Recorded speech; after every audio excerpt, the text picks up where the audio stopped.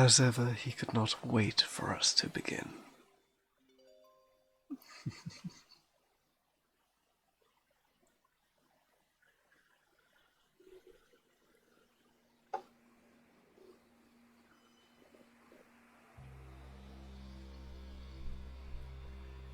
Don't worry, I will be with you very shortly.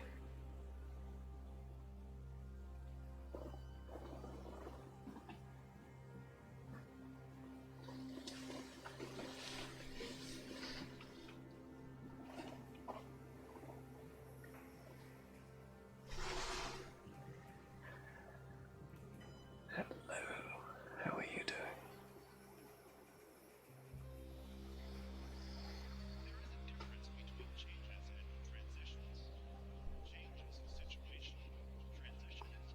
You okay?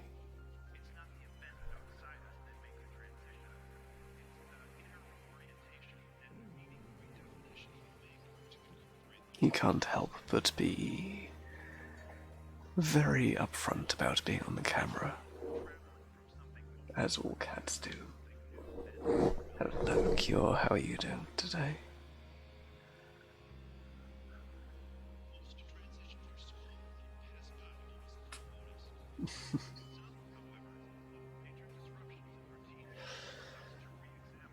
So I wasn't quite sure what we should do today, whether we should continue with our Browning, or, for a little bit of a change, go with H.P. Lovecraft. And he's pressing space again. Oh no, not space, down, my apologies. What do you think for today? Come on, shift your tail. Thank you.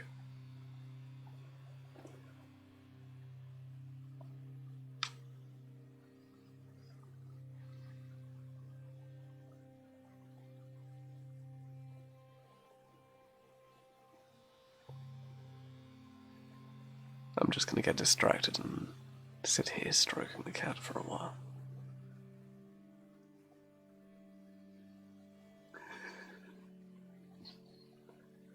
I'm okay with that, though.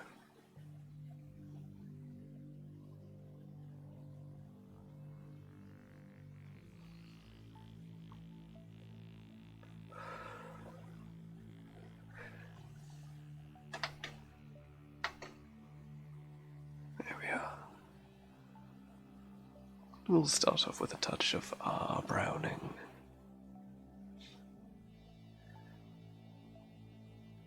Even as he sticks his head in my mouth. I realize how that sounds, don't it?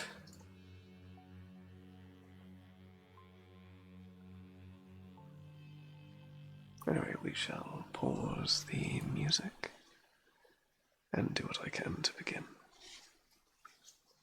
Do what he allows.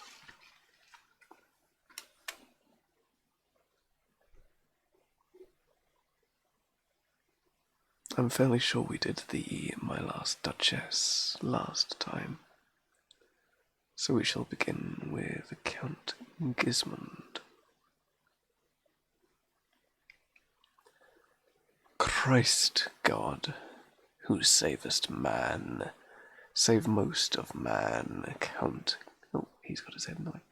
Gismund, who saved me, Count Gathar, when he chose his post, chose time and place and company to suit it. When he stuck at length my honour, 'twas with all his strength. And doubtless ere he could draw all points to one, he must leave. Schemed? Sorry, hold on. Get your tail out of the way, you git.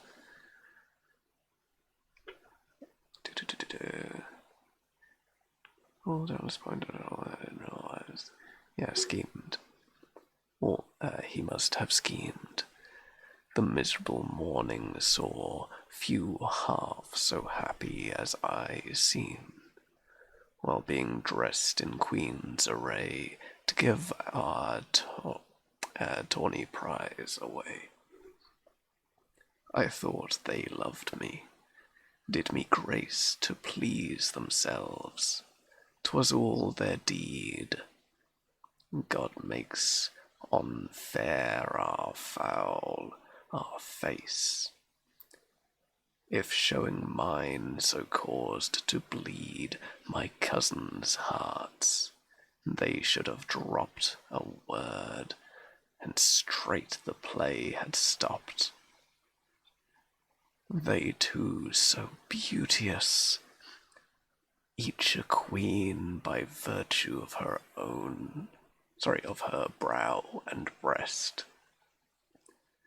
not needing to be crowned, I mean, as I do. E'en when I was dressed, had either of them spoke, instead of glancing sideways with still head.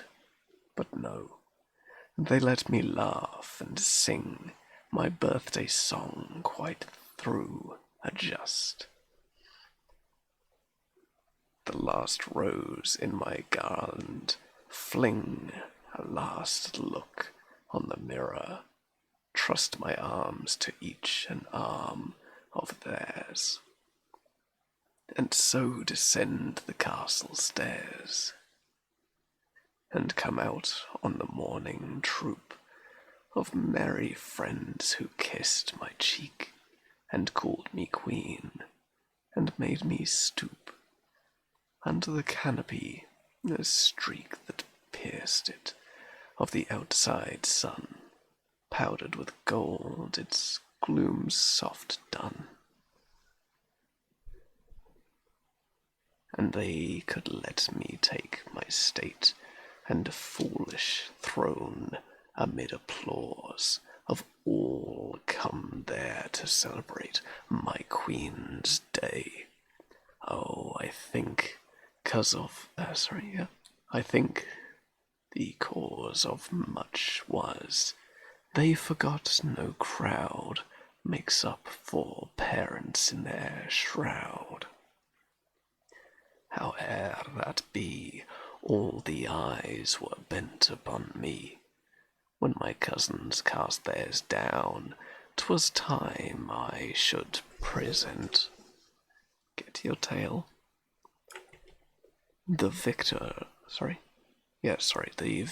crown. But there 'twas last. No long time the old mist again blinds me, as then it did, how fain.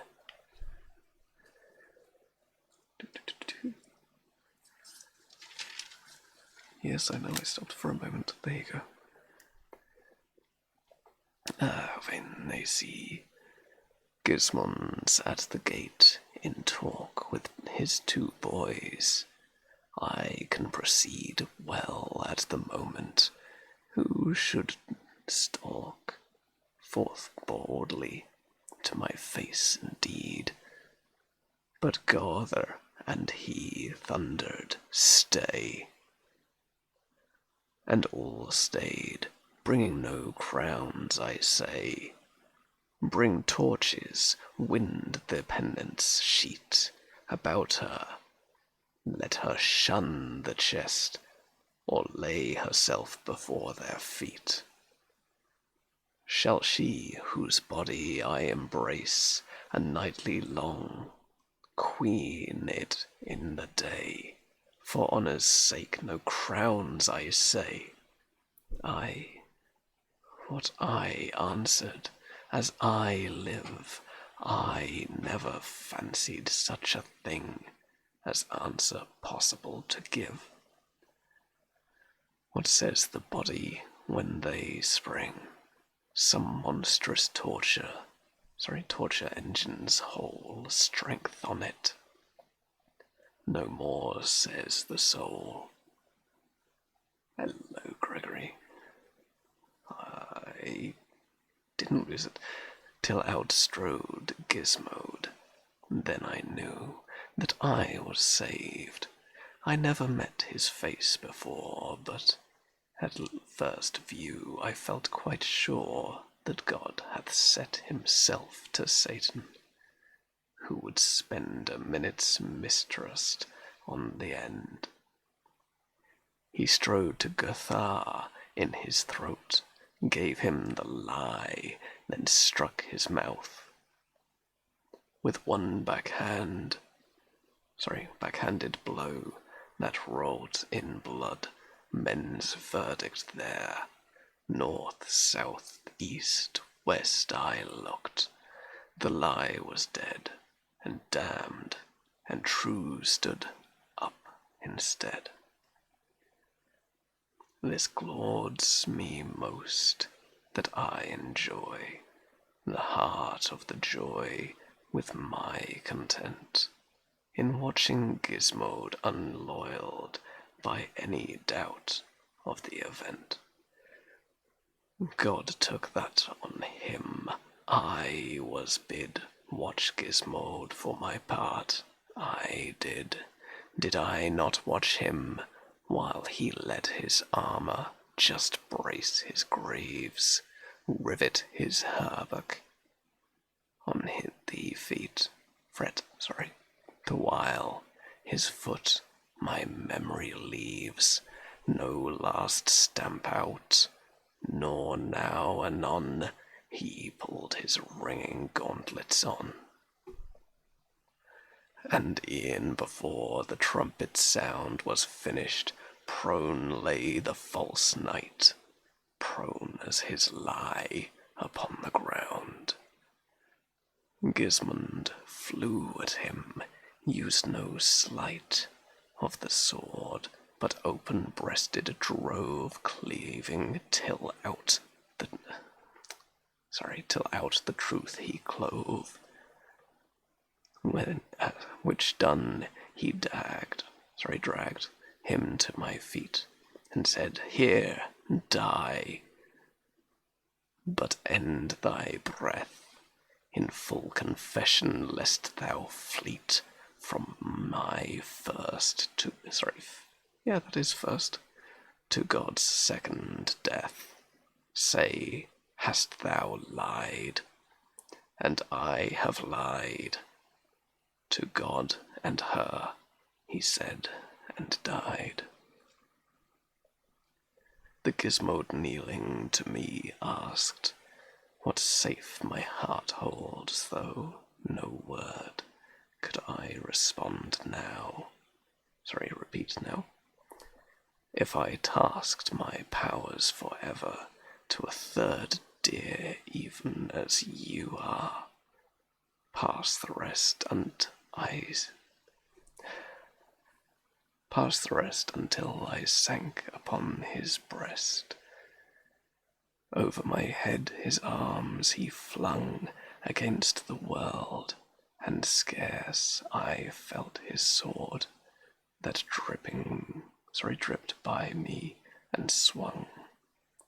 A little shifted in his belt, for he began to say the while how south and home lay many a mile. So mid the shouting multitude we two walked forth to never more return. My cousins have pursued their life, untroubled as before I vexed them. Guthar's dwelling place, God lighten, may his soul find grace. Our elder boy has got the clear great brow, though when his brother's black full eye shows scorn it. Gizmode here, and have you brought my tercel back? Tercel, yeah. I just was telling Adele how many birds it struck since May. How very bizarre. Now to actually read things that have been said. Hello, how are we today? Hello, fish. How are you doing? It's Poetry Comrade. Oh, hang on.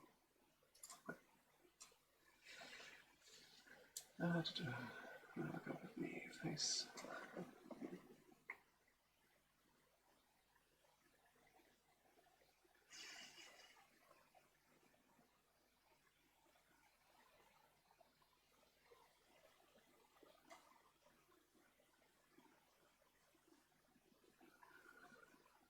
I like that, Gregory, that's good. Sorry, I do respond when I'm free to.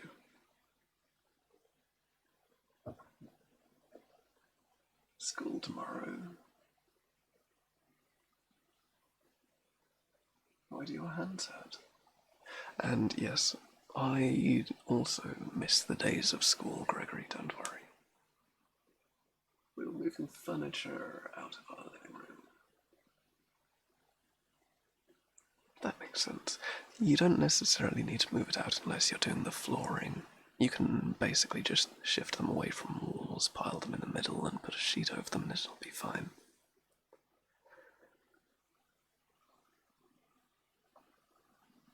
I agree schools are a bit messed at the moment, but they weren't exactly good in my time, nor were they good in Gregory's time.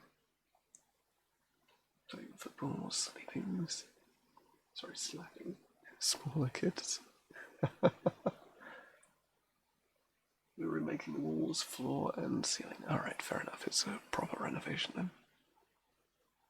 Credit to you. Oh, come on. Give someone a kick up the arse. See, now what we used to do was we played Bulldog, which we weren't allowed to call Bulldog or anything to that effect. It's basically think it or tag, but there's a whole load of people running from one side of the playground to the other, and there's just one person in the middle that has to, by any means, catch someone. They stopped us playing that after someone broke his collarbone.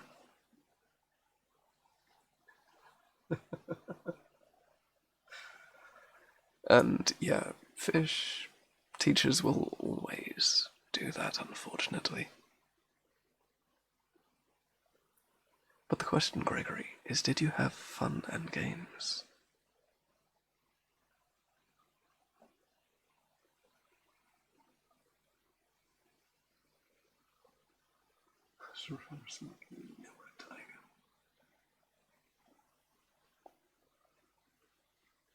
Yeah, Fishy, they expect you to know, even though they've never taught it to you.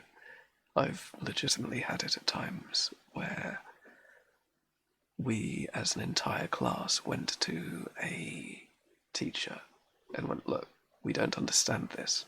And the teacher started going, well, you should have learned that last year. But quite clearly, the entire class hadn't, therefore it hadn't been taught. But they refused to tell us. It's bull. Ooh, football captain. I always played rugby when I was at school. I miss playing rugby. The last time I did, I broke a pair of glasses. I scored the last 2 goals in the last match of the year. Sorry, of your year at school. Slovakia, our Slovak language teacher said we learned it in the 4th grade. We had a different teacher. Yeah, that's basically just them using it as a get out of jail free clause. They can say that you should have learned it and therefore they don't have to teach it. Which is even more bull. And do tell me if we shall continue with this book today, or if we shall be moving over to H.P. Lovecraft for a while, because I do look forward to reading some of that, and I'm quite in the mood for it. For now, though, The Boy and the Angel.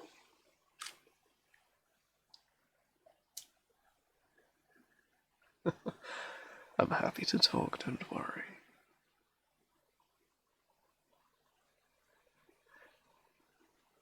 Sorry, I just heard the tune that is downstairs. My family's watching a movie and I just figured out which one. They're watching Jurassic Park. The first one. Yes.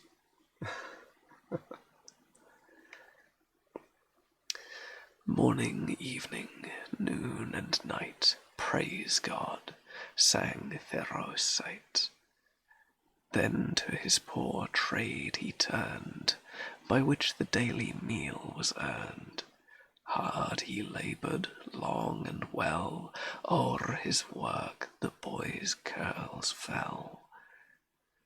But ever at each period he stopped and sang, Praise God! Then back again his curl he threw, and cheerful turned to work anew. Said Blaise, the listening monk, Well done. I doubt not thou art hard, my son, as well as if thy voice to-day were praising God, the Pope's great way. The Easter day, the Pope at Rome praises God from Peter's dome. Said Theckrite, Would God that I might praise him that great way and die. Night passed, day shone, and Theckrite was gone. With God a day endures always, 1,000 years are but a day. God said in heaven, Nor day nor night now brings the voice of my delight. Then Gabriel, like a rainbow's birth, spread his wings and sank to earth, entered in flash the empty cell, lived there, and played the craftsman well. And morning, evening, noon, and night praised God in place of Thersite.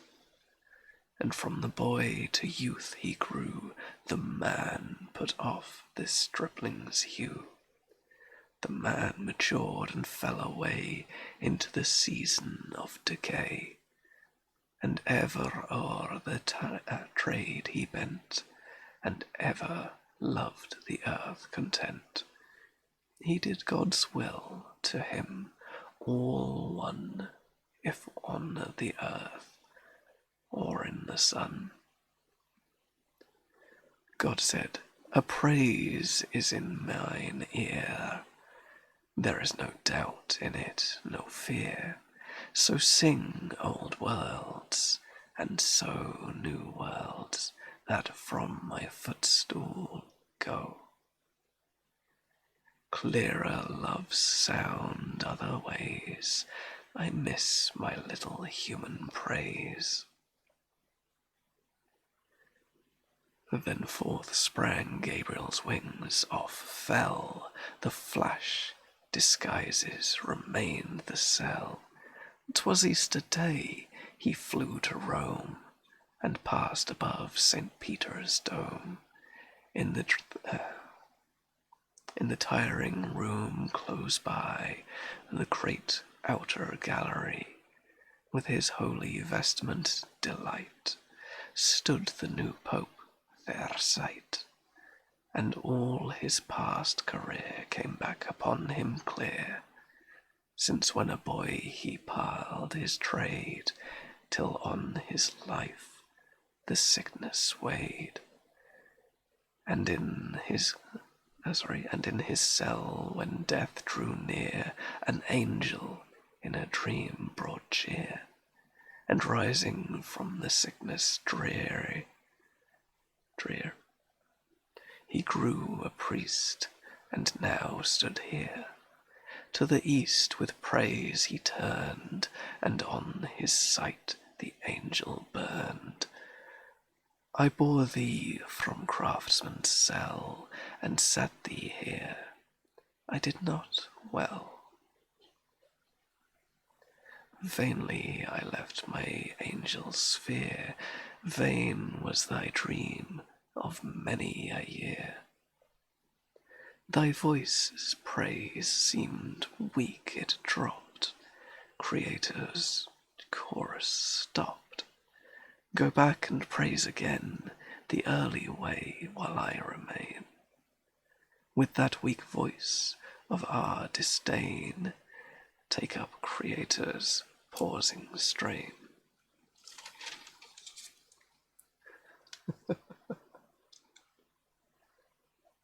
I do hope it's not lagging. Back to the cell and poor employ. Become the craftsman and the boy. Pharisee grew old at home. A new pope dwelt in Peter's dome. One vanished as the other died. They sought God side by side.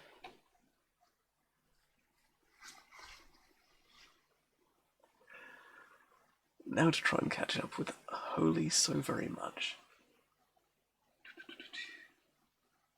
Don't understand half of the book since it's the complicated English. It's not quite Old English, it's that nice stage between where every now and then it has some Latin thrown in just to spice it up, because he was trained in an abbot, or at least learnt in an abbot, I believe.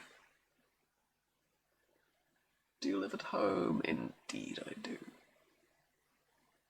As in, I live with my parents and my little sister and such. In time, I will move stateside and live with my wonderful fiancée. I don't know, I think he lives in home. Once he said he was quiet because his little sister is sleeping. Indeed, yes.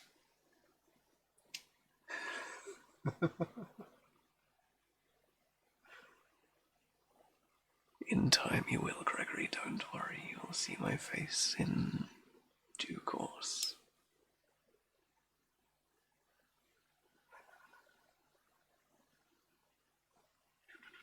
Privacy.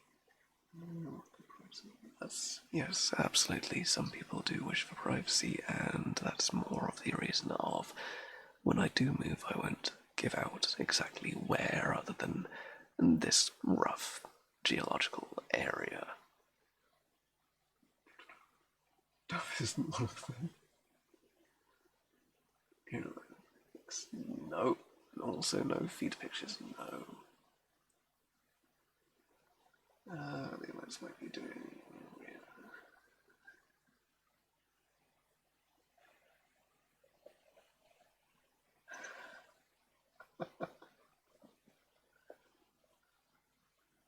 What if they talked roadman language? I'm not sure what roadman language is.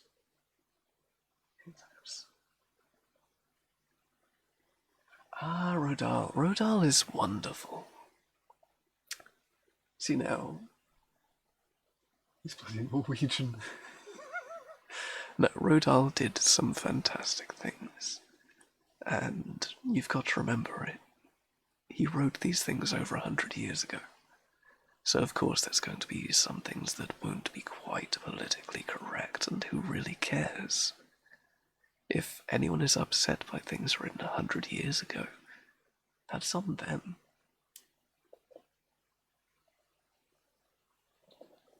See, now that, I've not seen that claim before, Gregory. I mean, obviously I've seen the pictures that they're saying are, oh, they're terrible, but he apologized for those in his life. And quite frankly, if they wanted to continue selling it, they could just put a preface of, it was a product of its time. I know that's not a get-out-of-jail-free clause, but he'd already apologized for it. What more do you want? Read the Chocolate Factory and the Little Girl. I don't know which little girl you're about. It all took about 60 years. Indeed, it's, as I say, a completely different time that he was raised in. He was influenced by his parents, obviously.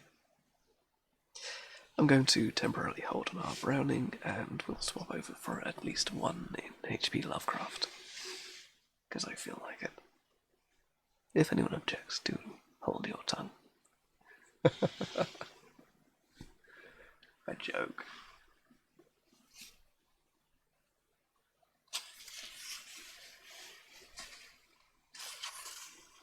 introduction that I'm not going to read. Now, the problem is this is a very cumbersome book, so it won't be as easy to hold of you lot. Ah, right, yes. Before bloody the war, they said after that. Ah, right, I see. Matilda, right. Where's the name? Sorry, you say Matilda, and I immediately think of the film directed by Danny DeVito, which is actually a very good one. If anyone hasn't seen that, do give it a watch. It's nice. I'm not going to read the preface, but this is the Call of Cthulhu, because why would you start anywhere else? Alright, I'm gonna go. See you later, fish. I hope you have a wonderful night. The most merciful thing in the world, I think, is the inability of the human mind to correlate all its contents. We live on the placid island of ignorance in the midst of a black seas of infinity, and it was not meant that we should voyage far. The sciences, each straining in its own direction, have hitherto.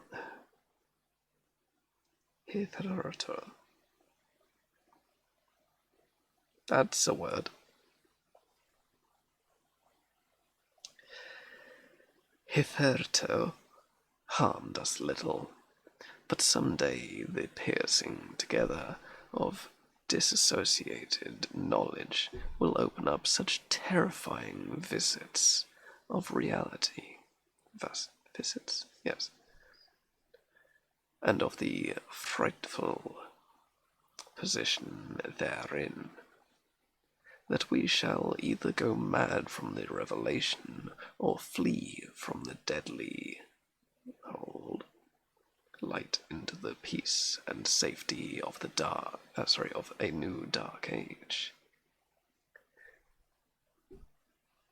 Theosophists have guessed at the awesome grandeur of the cosmic cycle wherein our world and human race from transition incidents. They have hinted at strange survivals in terms which would freeze the blood if not masked by a bland optimism. But it is not from them that there came the single glimpse of forbidden aeons, which chills me when I think of it, and maddens me when I dream of it. That glimpse, like the dread glimpse of truth, flashed out from accidental piercing. Together of separating things, in this case, an old newspaper item and the notes of a dead professor. I hope that no one else will accomplish this piercing out, and certainly, if I live, I shall never knowingly supply a link in so hideous a chain. I think that the professor, too, intended to keep silent regarding the part he knew, and that he would have destroyed his notes had not sudden death seized him. My knowledge of the thing began in the winter of 1926-27, with the death of my granduncle George Gamal Angel, Professor Emeritus of Semitic Languages in Brown University, Providence, Rhode Island. Professor Angel was widely known as an authority of ancient inscriptions, and had frequently been resorted to by the heads of the prominent museums, so that his passing at the age of 92 may be recalled by many locally. Interest was intensified by the obscurity of the cause of death. The professor had been stricken whilst returning from the Newport boat, falling suddenly, as witnesses said, after having been jostled by a nautical-looking negro who had come from one of the queer dark courts on the Precipitous hillside, which formed a short cut from the waterfront to the deceased's home in Williams Street. Physicians were unable to find any visible disorder, but concluded after perplexed debate that some obscure lesion of the heart, induced by the brisk ascent of so steep a hill by so elderly a man, was responsible for the end. At the time, I saw no reason to dissent from the dictum, but laterally, I am inclined to wonder, and more than wonder, as my grand-uncle's heir and executor, for he died a childless widow, I was expected to go over his papers with some thoroughness, and for that purpose moved his entire set of files and boxes to my quarters in Boston. Much of the material which I correlated will be later published by an American archaeological society. But there was one box which I found exceedingly puzzling, and which I felt much averse from showing to the other eyes. It had been locked, and I did not find the key till it occurred to me to examine the personal ring which the professor carried always in his pocket. Then, indeed, I succeeded in opening it, but when I did so seemed only to be confronted by a greater and more closely locked barrier. For what could be the meaning of queer clay bas-relief, and the disjointed jottings, ramblings, and the cuttings which I found? Had my uncle, in his latter years, become credulous of the most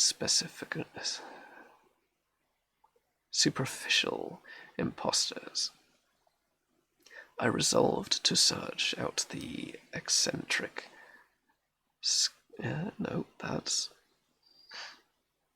sculptor responsible for this apparent disturbance of an old man's peace of mind. The bas-relief was a rough rectangle less than an inch thick, and about 5 by 6 inches in area, obviously of modern origin. Its design, however, was far from modern in atmosphere and suggestion, for although the various of Cabism and Futurism are many and wild, they do not often reproduce the cryptic regulatory in which lurks in prehistoric writings, and writing of some kind. The bulk of these designs seemed certainly to be, though my memory, despite much familiarity with the papers and collections of my uncles, failed in any way to identify this particular species, nor even hint as to its remotest affiliations. 100 years ago, I have that conversation. What? I'm not quite sure what you mean there, but we shall continue for the time being. Above those parting hieroglyphics was a figure of evidential pictorial intent, though its impressionistic execution forbade a very clear idea of its nature. It seemed to be a sort of monster or symbol representing a monster, of a form which only a diseased fancy could conceive. If I say that my somewhat extravagant imagination yielded simultaneous pictures of an octopus, a dragon, and a human caricature,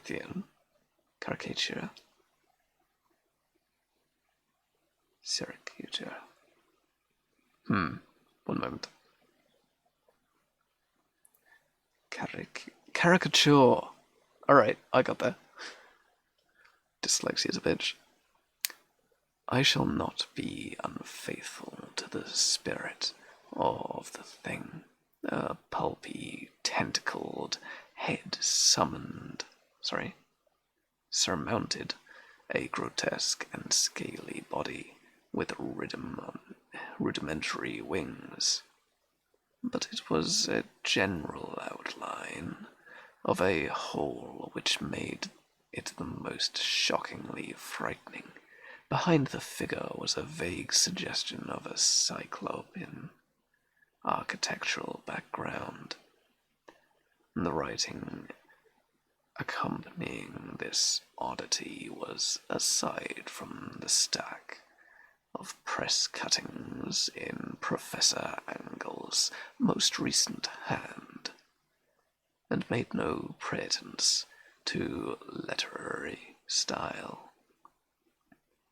What seemed to be the main document was headed Cthulhu Cult in characters painstakingly printed to avoid the readings of a word so unheard of.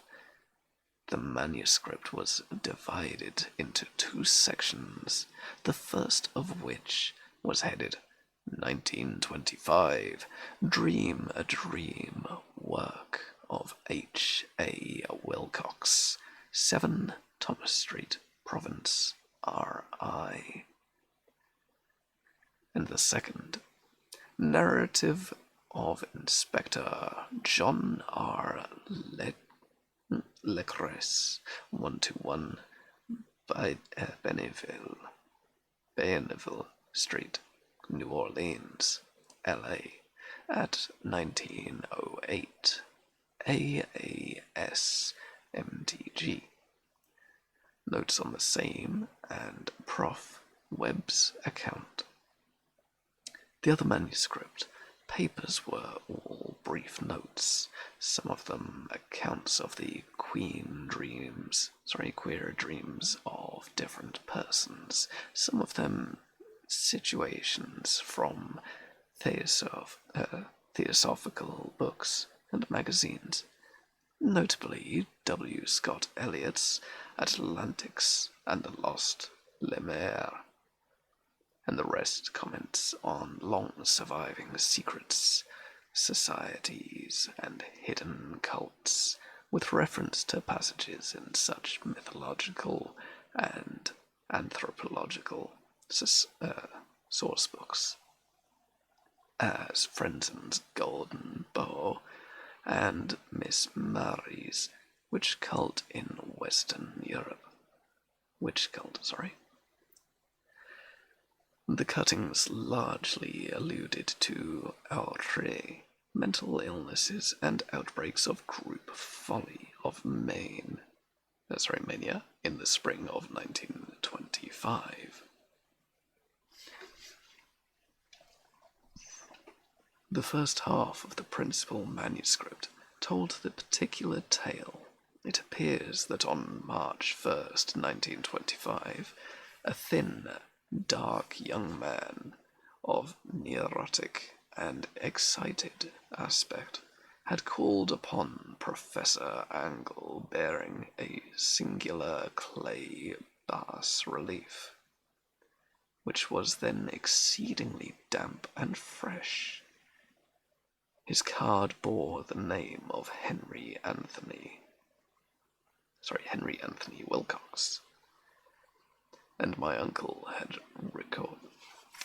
recognized him as the youngest son of an excellent family, slightly known to him, who had latterly been studying sculpture at the Rhode Island School of Design and living alone in the Fleur de Lis building near the institution.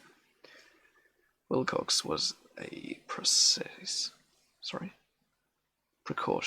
youth of known genius but great eccentricity, and had from childhood excited attention.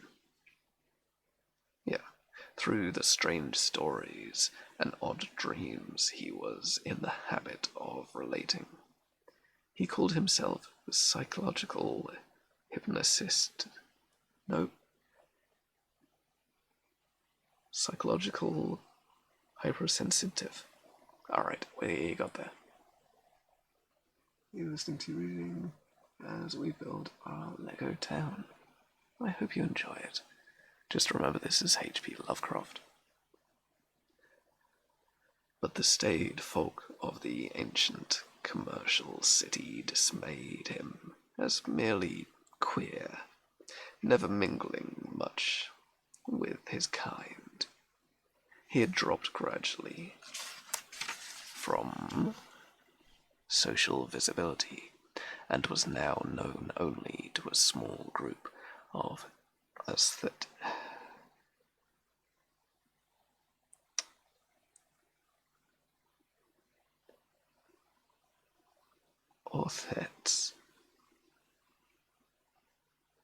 I don't quite. You don't know H.P. Lovecraft? My dear, you will learn. From other towns, even the Providence Art Club annex to preserve its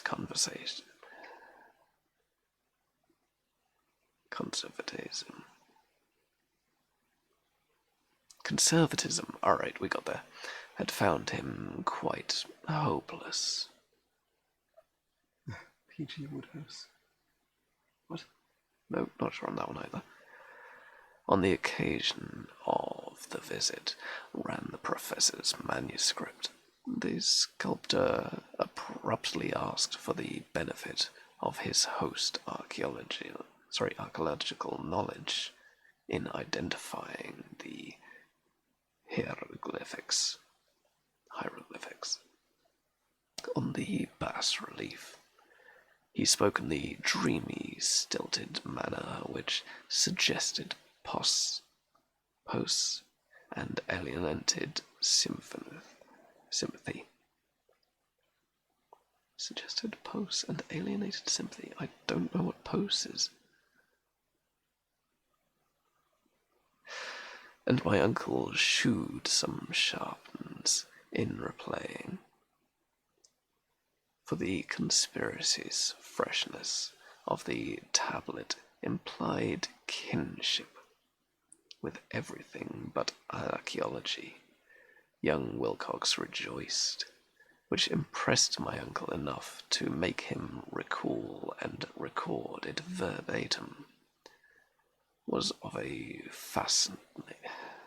fantastical poetic cast, which must have I do apologize about all my halts here.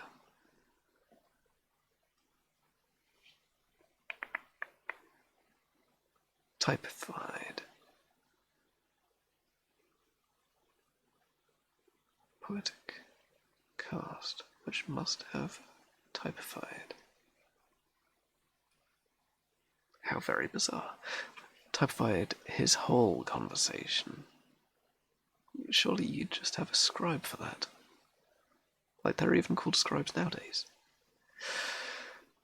and which I have since found highly characteristic of him. He said, "It is now, indeed, for I made it last night in a dream of strange cities, and dreams are older than brooding Tyre, or the contemplative Sphinx, or grander girdling Babylon. It was then that he began that rambling tale which suddenly played upon a sleeping memory and won a favoured interest of my uncle. There had been a slight earthquake tremor the night before, the most considerable felt in New England for some years, and Wilcox's imagination had been keenly affected. Upon returning, he had an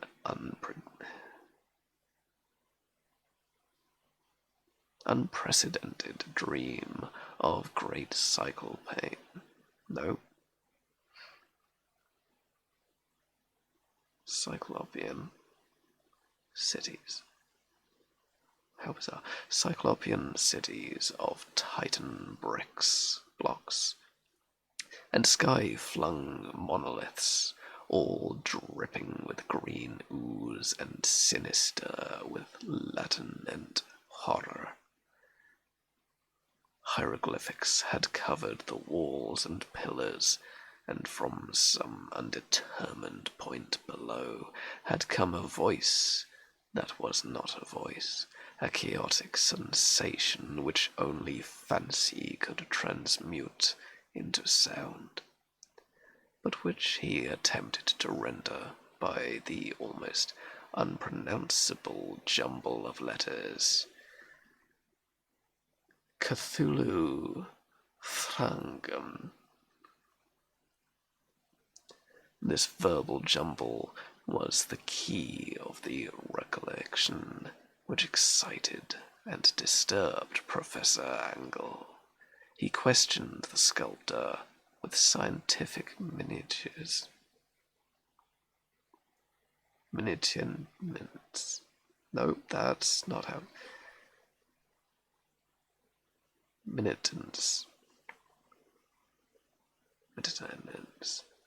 Basically just taking minutes, writing down when what was said and how.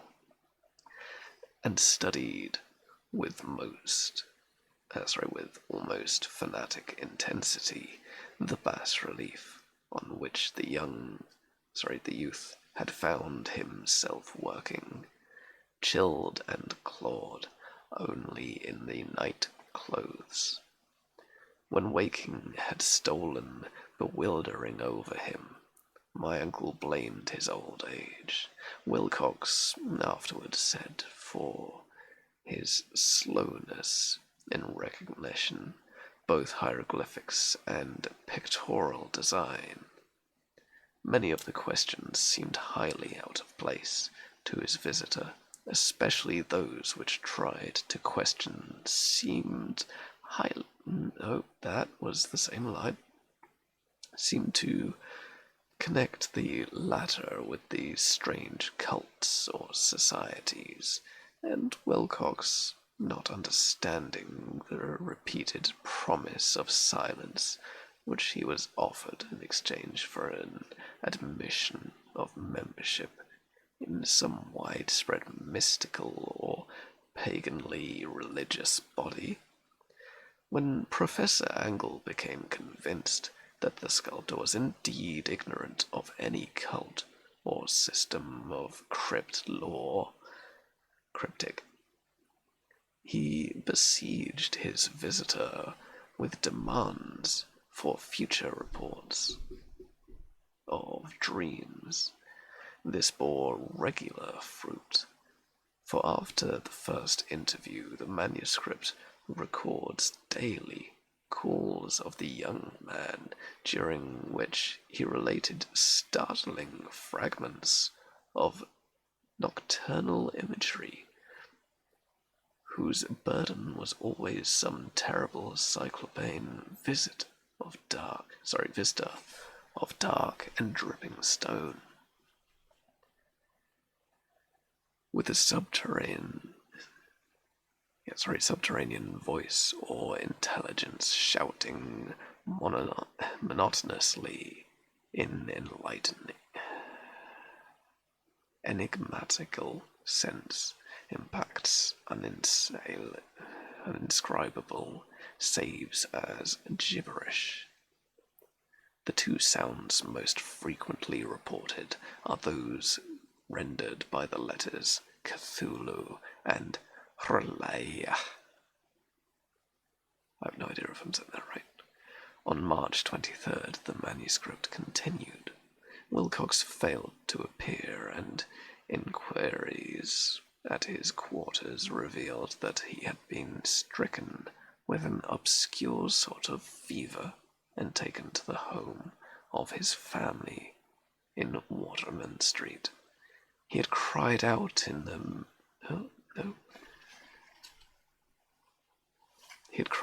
night, arousing several other artists in the building, and had manifested since then only alternations of unconsciousness and delirium.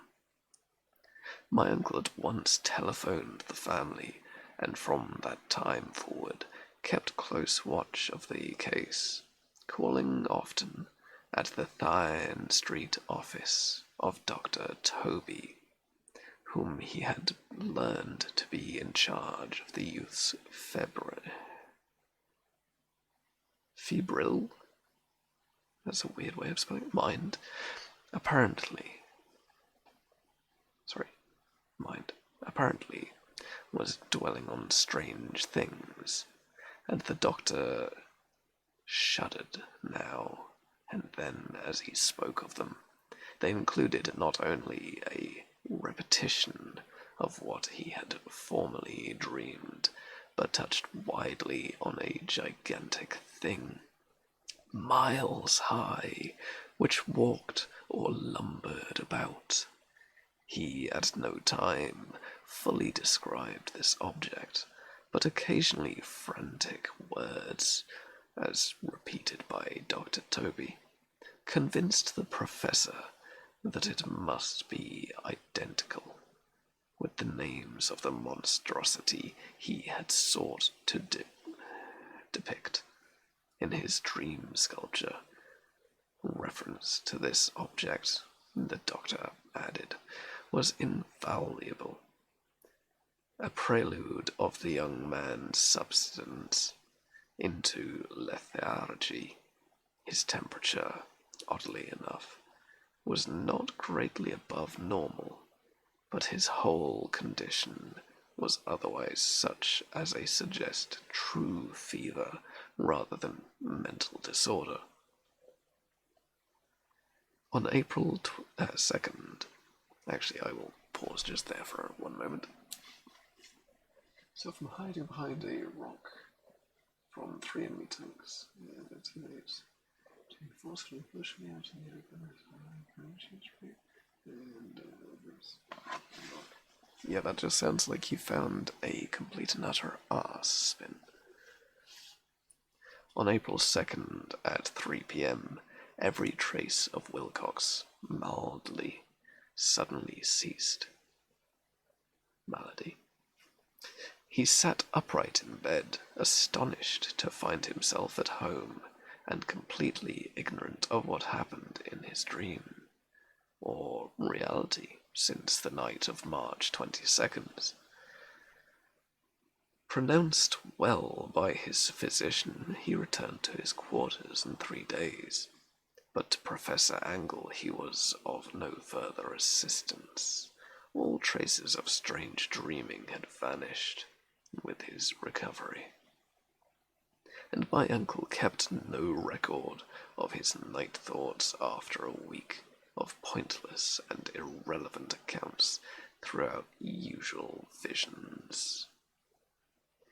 Here the first part of the manuscript ended, but the reference of certain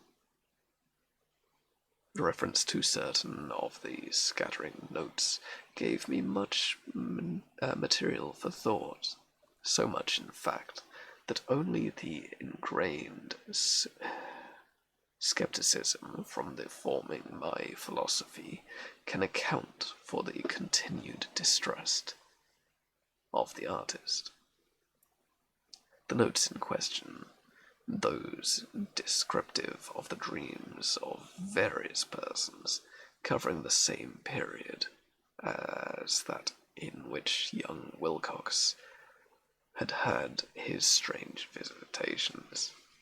My uncle, it seems, had quickly instituted a prodigiously, I think, far-flung body of inquiries among nearly all the friends whom he could question without impotence, asking for nightly reports of their dreams and the dates of any notable visions for some time past. The reception of the request seems to have been varied, but the most of, at the very least, have received more responses than any ordinary man could have handled without a secretary. This original correspondence was not preserved, but his notes formed a thorough and really significant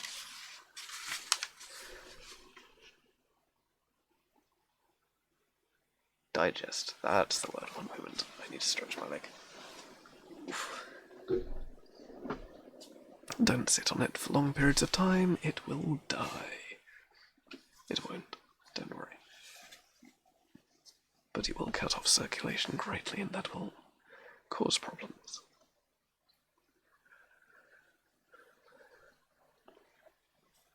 Average people in society and businesses, New England's traditional salt of the earth, gave an almost completely negative result, though scattered cases of uneasy but formless nocturnal inspirations appear here and there, always between March 23rd and April 2nd, the period of young Wilcox's delirium. Scientific men were little more affected, though, for cause of vague descriptions suggesting fugitive glimpses of strange landscapes, and in one case there was mention of dread of something abnormal. It was from artists and poets that the pertinent answers came, and I knew that panic would have broken loose had they been the converse notes. Had they been to compare notes. As it was lacking their original letters, I half suspect the compiler of having asked leading questions, or of having edited the correspondence in corroboration of what he had lately resolved to see. That is why I continued to feel that Wilcox somehow cognizant of the old data which my uncle had possessed, had been imposing on the veteran scientists. Those responses from aesthetes told a disturbing tale. From February 28th and April 2nd, a large proportion of them had dreamed very bizarre things, and the intensity of the dreams being immeasurably the stronger during the period of the sculptor's delirium. Over a fourth of those who reported anything reported scenes of a half-sound not unlike those which Wilcox had described, and some of the dreams confessed acute fear of a gigantic nameless thing visible towards the last. One cause which the note describes with emphasis was very sad. The subject, a widely known architect with leanings towards theosophy and occultations, occultism, went violently insane on the date of young Wilcox's seizure and expired several months later after incessant screamings. To be saved from some escape denizen of hell. Had my uncle referred to this case by name instead of merely by number, I should have attempted some corroboration and personal investigation. But as it was, I succeeded in tracking down only a few. All of these, however, bore out the note in full. I've often wondered if all the objects of the professor's questioning felt as puzzled as did this fraction. It is well that no explanation shall ever reach them. The press cuttings, as I have intimated, touched on causes of panic, mania, and eccentricity during a given period. Professor Angle must have employed a cutting bureau, for a number of extracts was tremendous, and the sources scattered throughout the globe. Here was the nocturnal suicide in London, where a lone sleeper had leapt from a window after a shocking cry. Here, likewise, a rambling letter to the editor of a paper in South Africa, where a fanatic deduces a dire future from the vision he has seen. A dispatch from California describes a theosophist colony as donning white robes and mass for some glorious fulfillment, which never arrives, whilst items from India speak guardedly of serious native unrest toward the end of March, voodoo orgies multiple in Haiti and African outposts. I am struggling today, apparently. Report ominous mutterings. American officers in the Philippines find certain tribes Betrossum. About this time, the New York policemen are mobbed by hysterical lavations on the night of March 22 to 23. The west of Ireland, too, is full of wild rumor and legendary,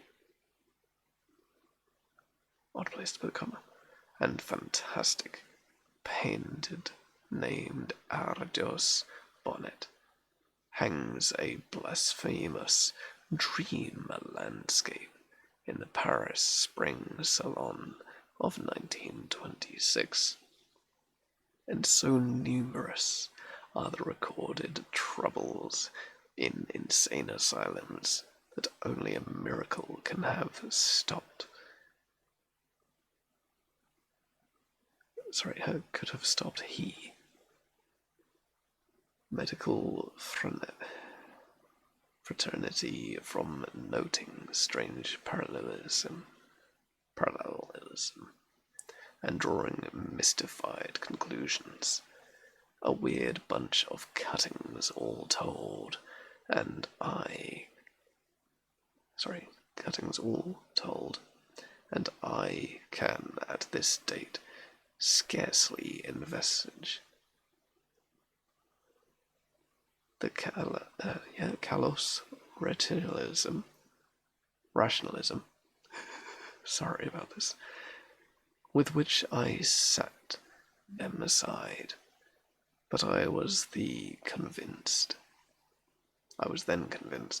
that young Wilcox had known of the older matters mentioned by the professor. Just going to let the cat out. I might also get myself some tea. I'm running low on liquids, and I have not yet eaten, which is hindering me immensely. So I shall be a moment, and I wish you nothing but the best as ever. Stretch your legs, get yourself a drink, something to that effect. See you shortly.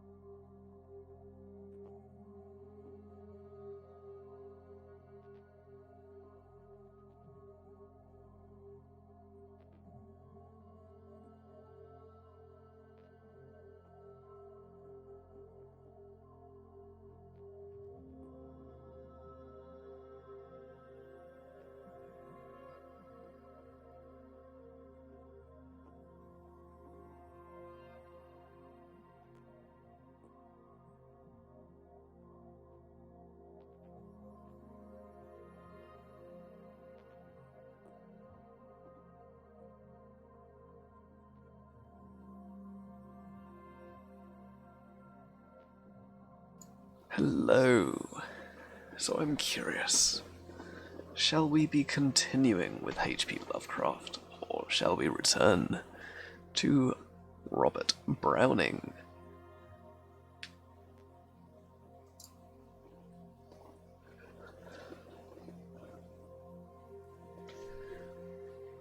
It's entirely up to you, folks.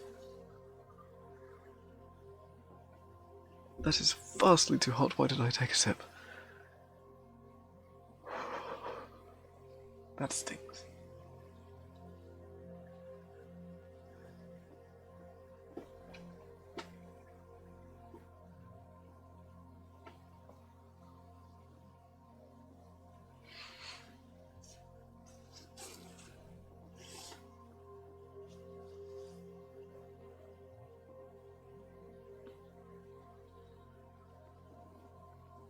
We shall continue with this and see quite where it goes.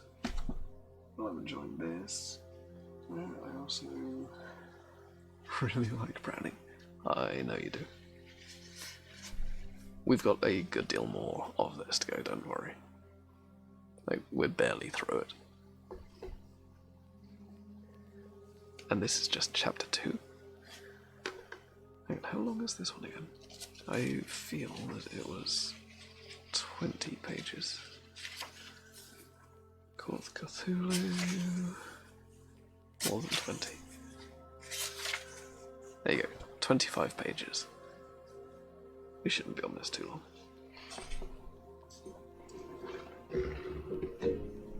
Terribly sorry.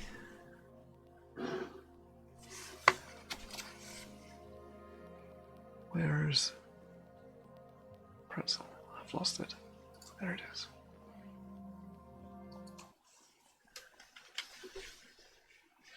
The Tale of Inspector Lagros.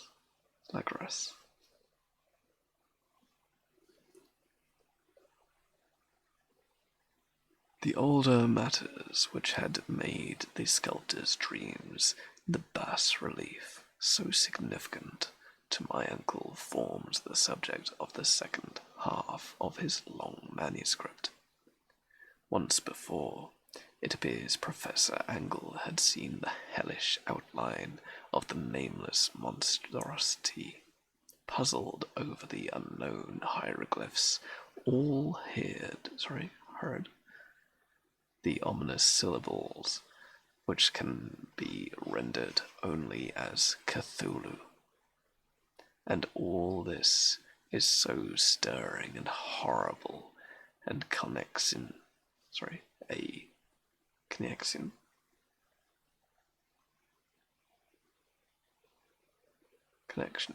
Yeah, we're going with connection. That is small wonder he pursued young Wilcox with queries and demands for data. The early experience had come in 1908, 17 years before, when the American Archaeological Society held its annual meeting in St. Louis. Professor Angle, as befitted one of his authority and attainments, had had a prominent, that's the word, part in the deliberations, and was one of the first to be approached by several outsiders who took advantage of the convection to offer questions for correct answers and problems for expert solutions. The chief of these outsiders, and in a short time the focus of interest for the entire meeting, was the commonplace-looking middle-aged man who had travelled all the way from New Orleans for certain special information unobtainable from local sources. His name was John Raymond Legras, and he was the profession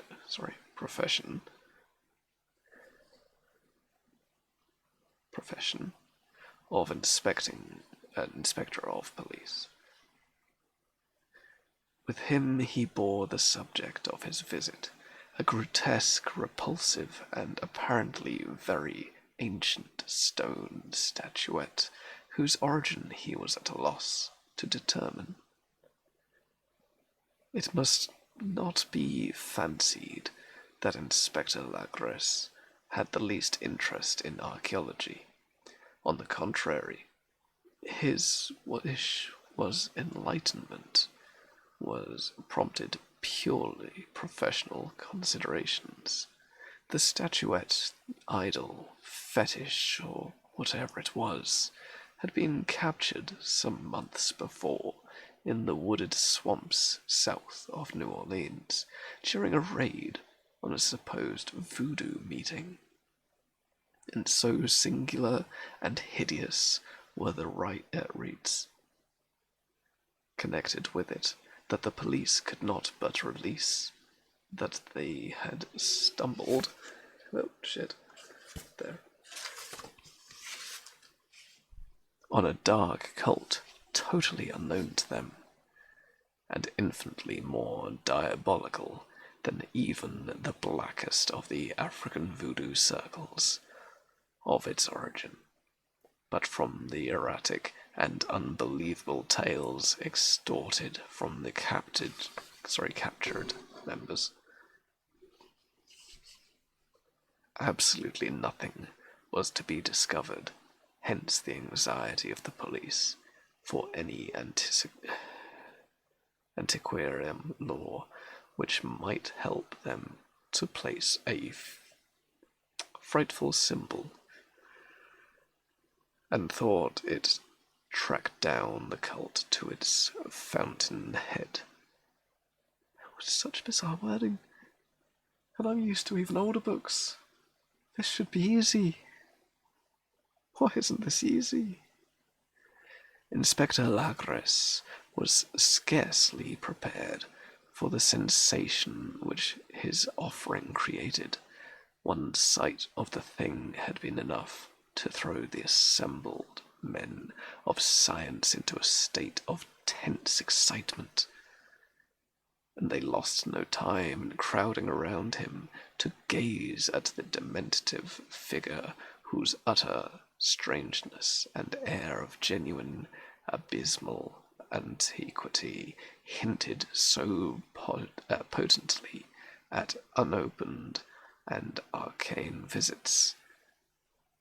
No recognized school of sculpting had animated this terrible object, yet centuries and even thousands of years seemed recorded in its dim and greenish surface of unplaceable stone.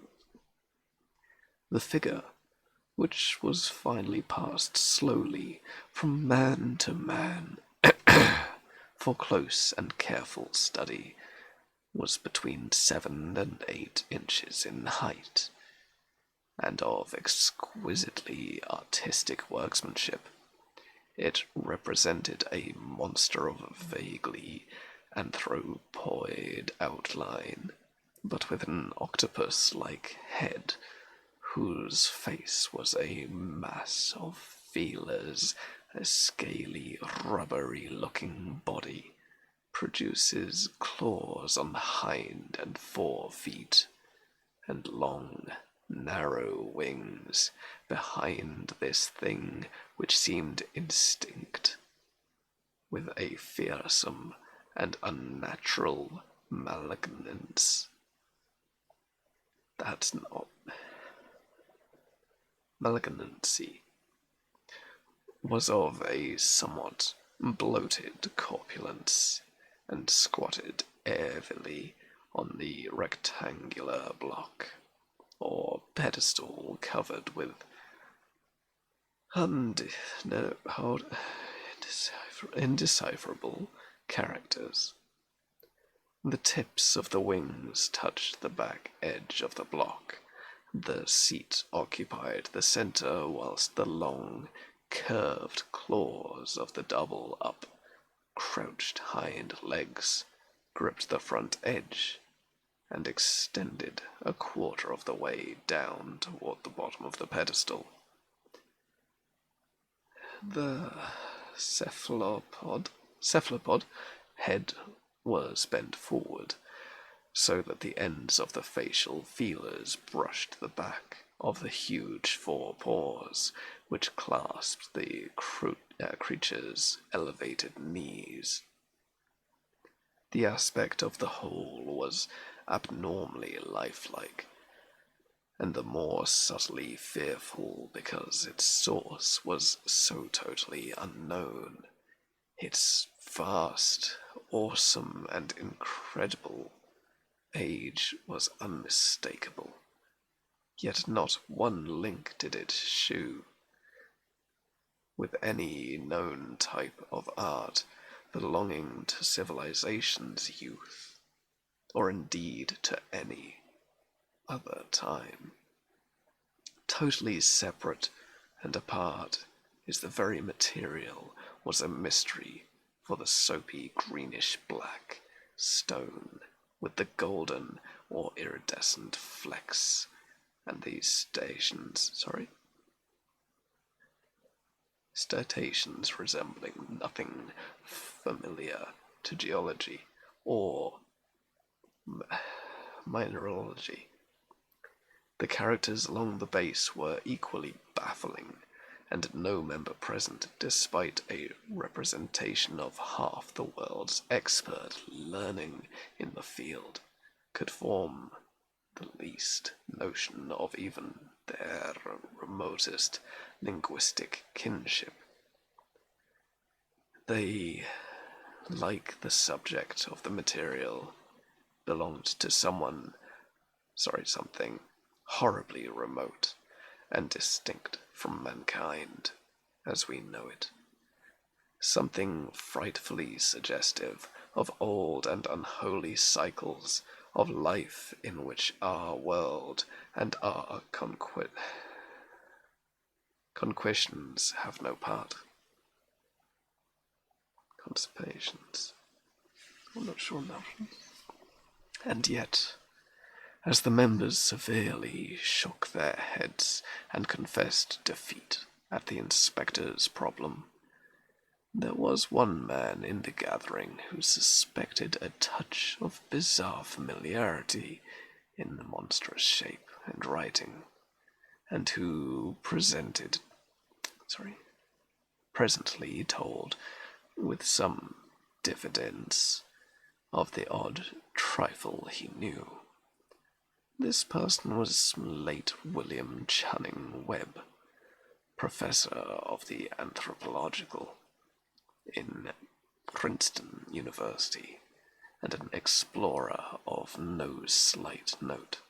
Professor Webb had been engaged 48 years before in a tour of Greenland and Iceland in search of some runic inscriptions, which he failed to unearth, and whilst high up in the West Greenland coast, had encountered a singular tribe of cult of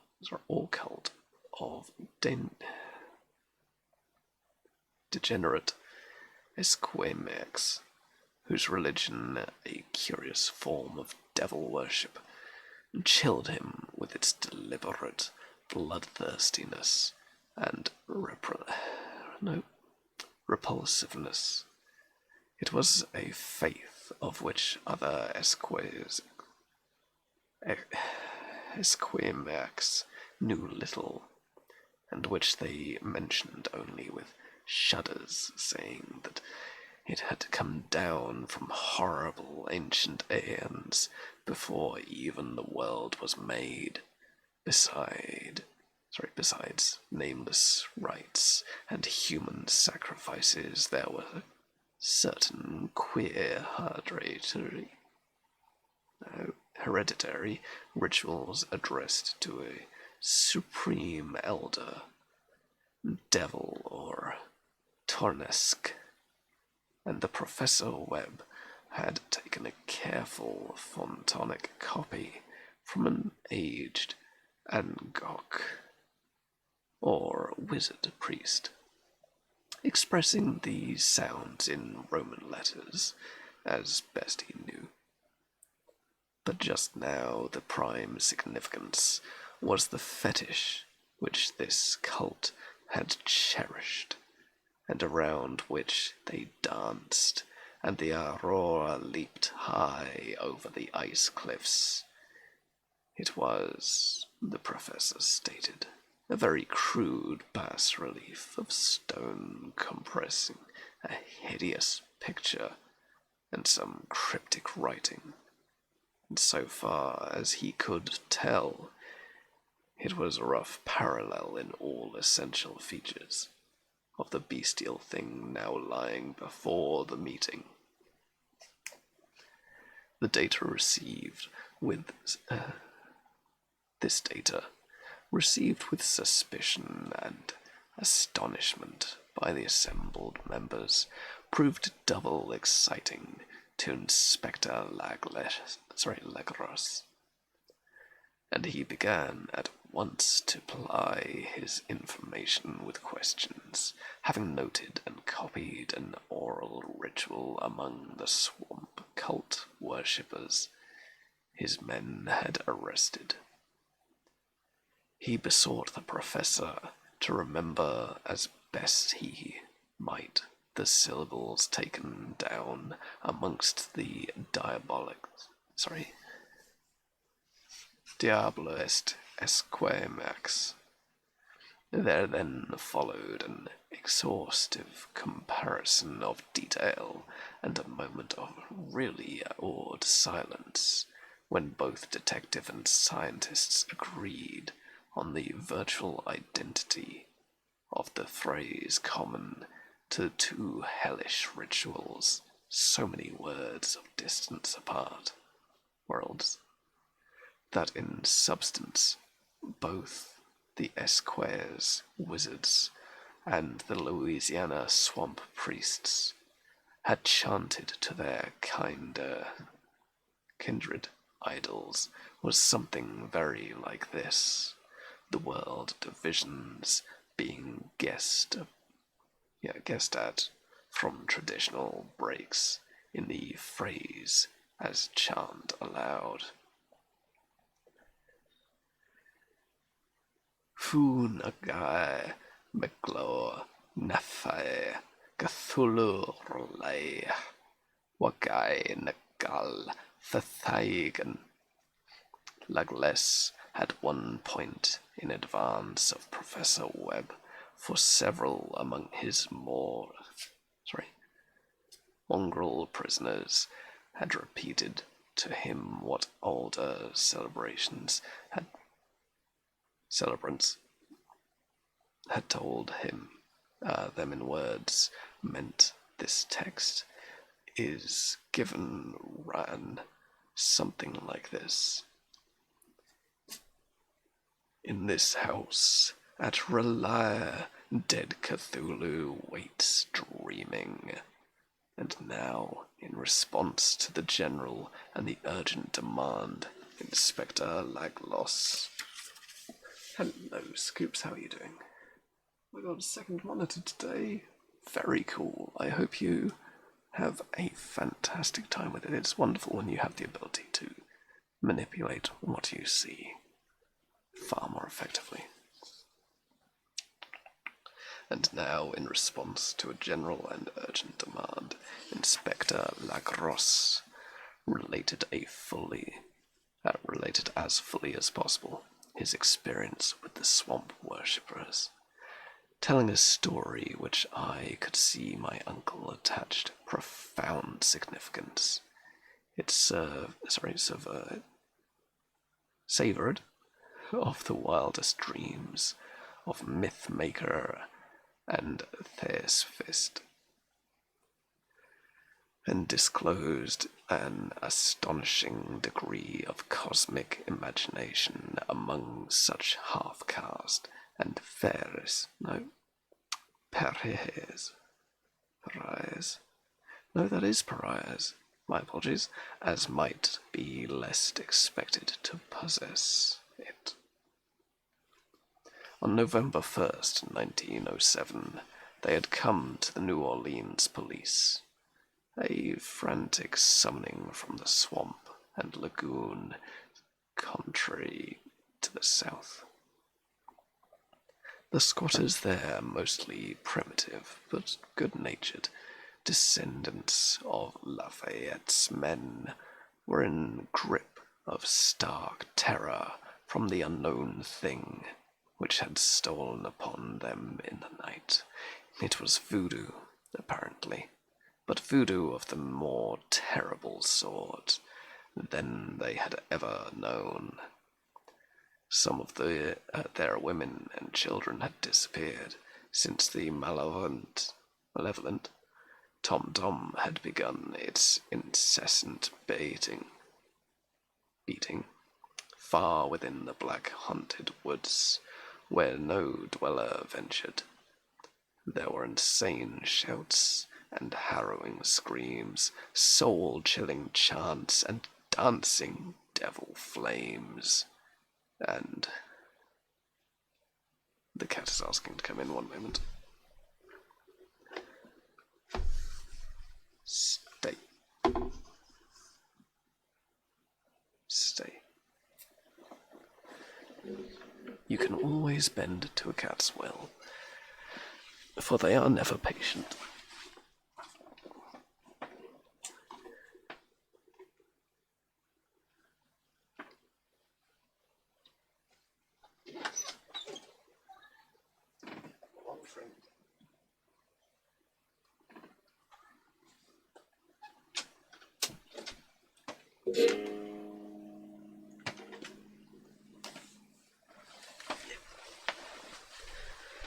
And back under my blanket.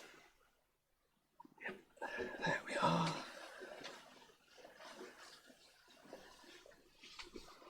I am a terribly old man, I know.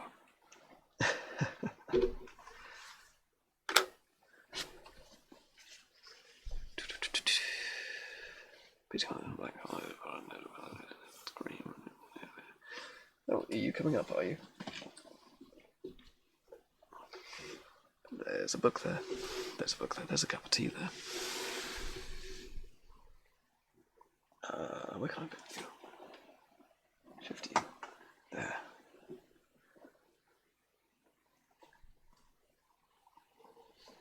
There you go, buddy.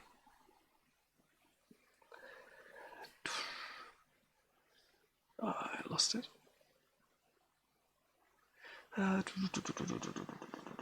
And the frightened messenger added the people could stand it no more. So a body of 20 police, filling 2 carriages and an automobile, had set out in the late afternoon with the shivering squatter as a guide. Cat. My apologies. Don't press buttons with your tail.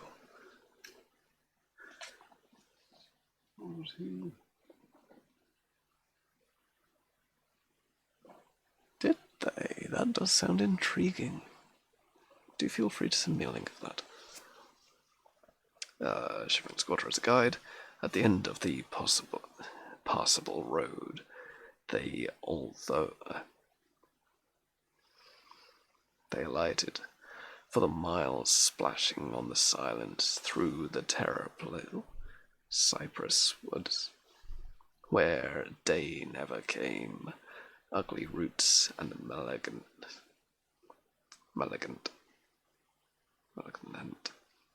hanging in nooses of Spanish moss, based them, and now and then a pile of dank stones or fragments of a rotting wall intensified by its hint of morbid habitation, a depression which every malformed tree and every fungus in silt combined to create.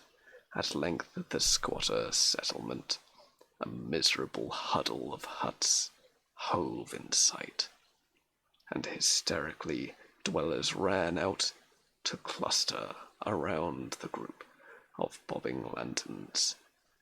The muffled beat of tom-toms was now faintly audible, far, far ahead, and the curdling shriek came at infrequent intervals when the wind shifted. A reddish glare, too, seemed to filter through the pale undergrowth beyond endless avenues of forest night. Reluctant even to be left alone again, each of the coward squatters refused point-blank to advance another inch towards the scene of unholy worship. So Inspector Legless and his 19 colleagues plunged on unguided into black arcades of horror that none of them had ever trod before. The region now entered by the police was one of the traditionally evil repute. Superstitionally unknown and untraversed by white man. They were legends of a hidden lake, unglimpsing by mortal sight, in which dwelt a huge, formless white polypus. Can you please hold? Thank you. Cat is very happy. Thing with luminous eyes, and squatters whispering that bat-winged devils flew up out of the caravans in the inner earth to worship it at midnight.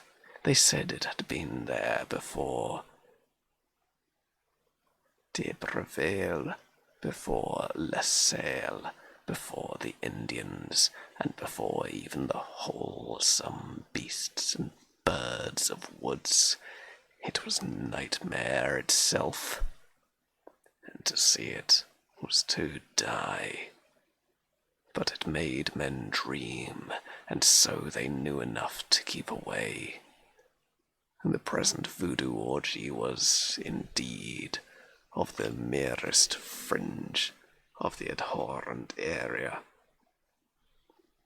But the location was bad enough, hence perhaps the very place of worship had terrified the squatters than the shocking sounds and incidents. Only poetry or madness could do justice to the noise heard by Lagresses, men of the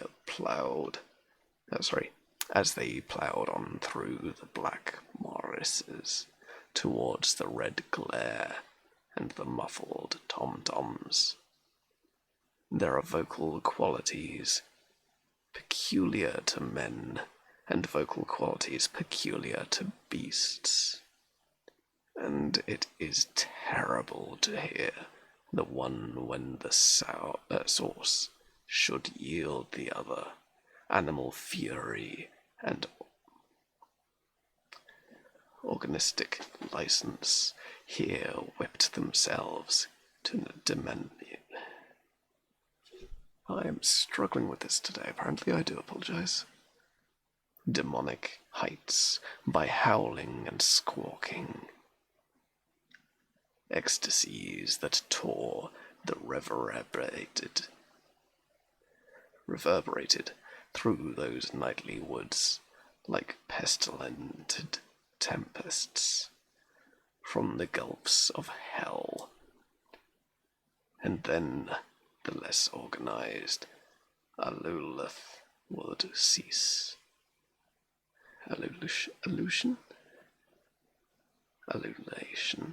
would cease, and form what seemed a well-drilled chorus of hoarse voices would rise and sing song, chant the hideous phrase of ritual.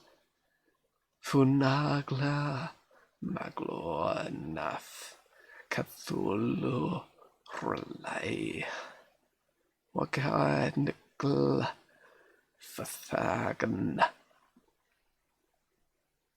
that the men, having reached a spot where the trees were thinner, came suddenly in sight of a spectacle itself. 4 of them reeled, 1 fainted, and 2 were shaken into a frantic cry, which the mad cacophony of the orgy fortunately dead-ended. Legresses dashed swamp water on the face of the fainting men, and all stood trembling and nearly hypnotized with horror. In a natural glade of the swamp stood a grassy island of perhaps an acre's extent, clear of trees and tolerably dry. On this now leaped and twisted more indescribable horde of human abnormality than any but a Syme or an Angora could paint. Void of clothing, this hybrid spawn were braying,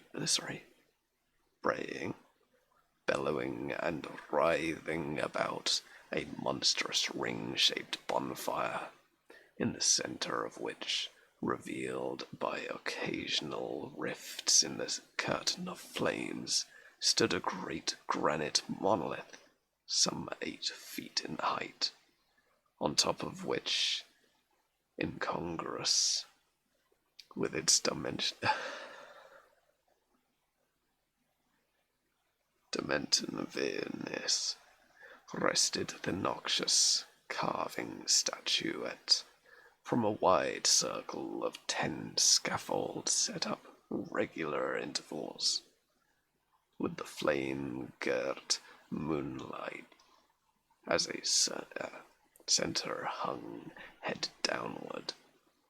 The oddly married bodiless of the helpless squatters who had disappeared.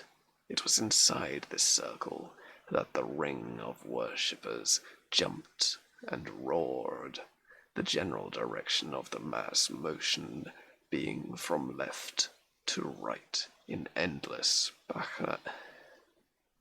bacchanal between the ring of bodies and the ring of fire.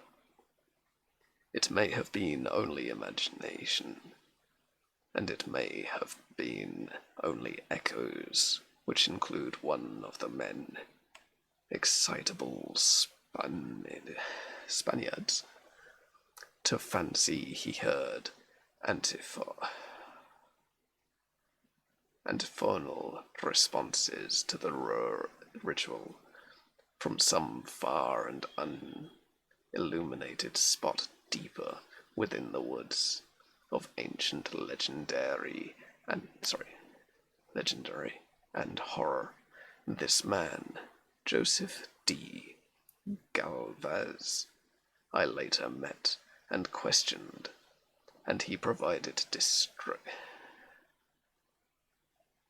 distractingly imaginative.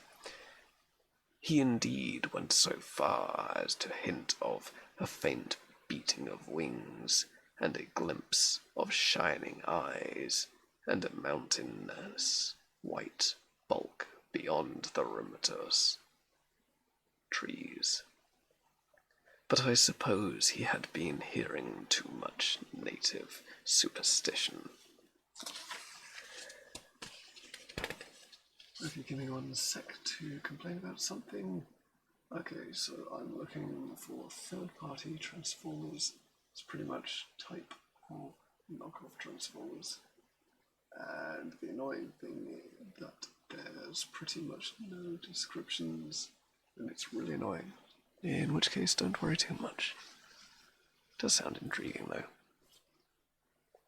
Actually, the horrified pause of men was of competitively brief duration, comparatively. Duty came first, and although they must have been nearly 100 mongrel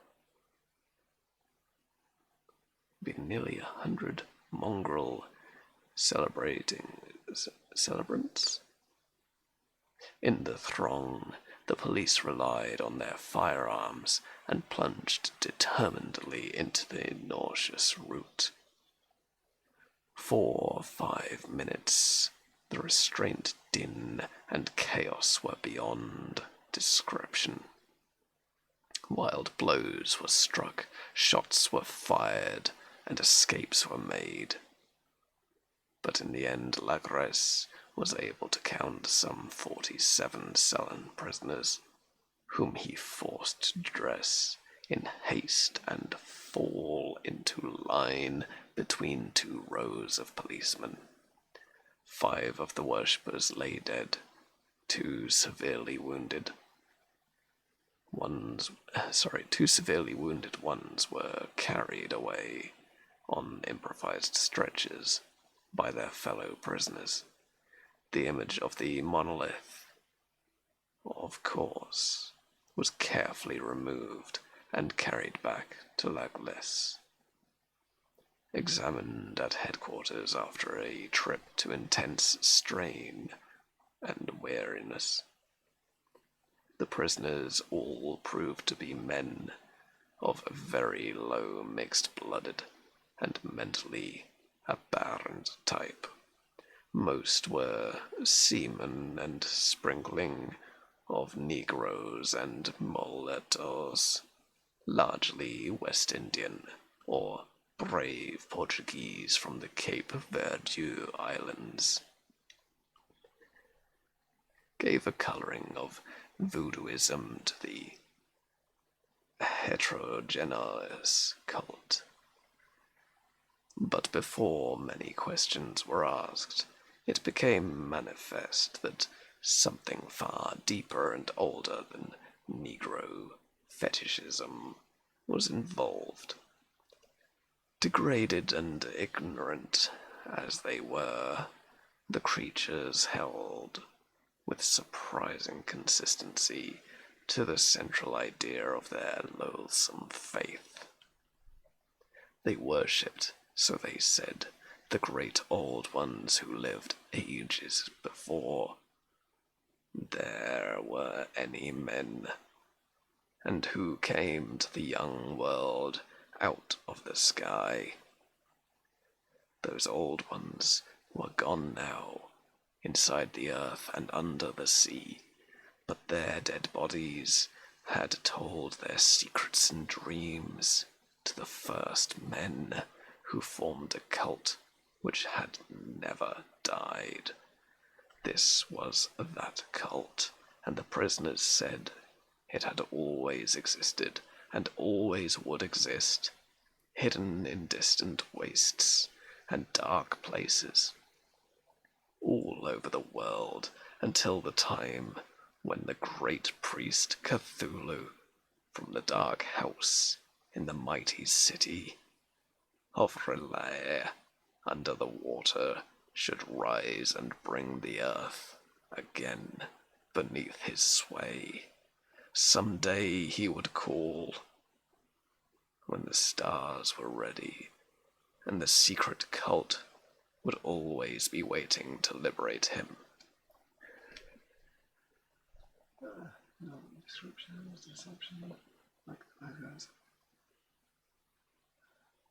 Decepticons, right, sorry, yes. Meanwhile, no more must be told. There was a secret which even torture could not extract. Mankind was not absolutely alone among the conscious things on earth, for shapes came out of the dark to visit the faithful few, but those were not the great old ones. No man had ever seen the old ones. The carven idol was great Cthulhu, but none mighty say whether or not the other were precisely like him. No one could read the old writing now, but things were told by word of mouth. The chanting ritual was not the secret. That was never spoken aloud, only whispered. The chant meant only this: in his house at Relia, dead Cthulhu waits dreaming. Only 2 of the prisoners were found sane enough to be hanged, and the rest were committed to various institutions, all denied a part in the ritual murders, and averred that the killing had been done by black-winged ones, which had come to them from their immortal meeting place in the haunted wood. But of those mysterious allies, no coherent account could ever be gained. What the police did extract came mainly from the immensely aged mestizo named Castro, who claimed to have sailed to strange ports and talked with undying leaders of the cult in the mountains of China. Old Castro remembered bits of hideous legend that paled these speculations of theosophists, and made man and the world seem recent and trinistant indeed. There had been aeons when other things ruled the earth, and they had great cities, remains of them, he said, the deathless, a Chinaman told him, was still to be found as cyclopane stones on islands in the Pacific. They all died vast epochs of them before men came, but there were arts which could revive them when the stars had come round again to the right position in the cycle of the eternity. They had, indeed, come themselves from the stars, and brought their images with them. These great old ones, Castro continued, were not composed altogether of flesh and blood. They had shape, for did not this star-fashioned image prove it? But the shape was not made of matter. When the stars were right, they could plunge them from world to world through the sky. But when the stars were wrong, they could not live. But although they no longer lived, they would never really die.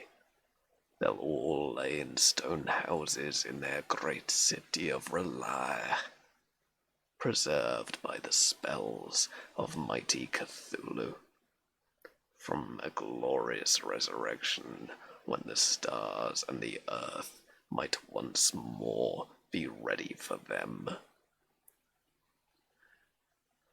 But at the time, some force from outside must serve to liberate their bodies. The spells that preserve them intact, likewise, prevent them from making an initial move, and they could only lie awake in the dark and think whilst uncontinued millions of years rolled by. They knew all that was occurring in the universe, but their mode of speech was transmitted through.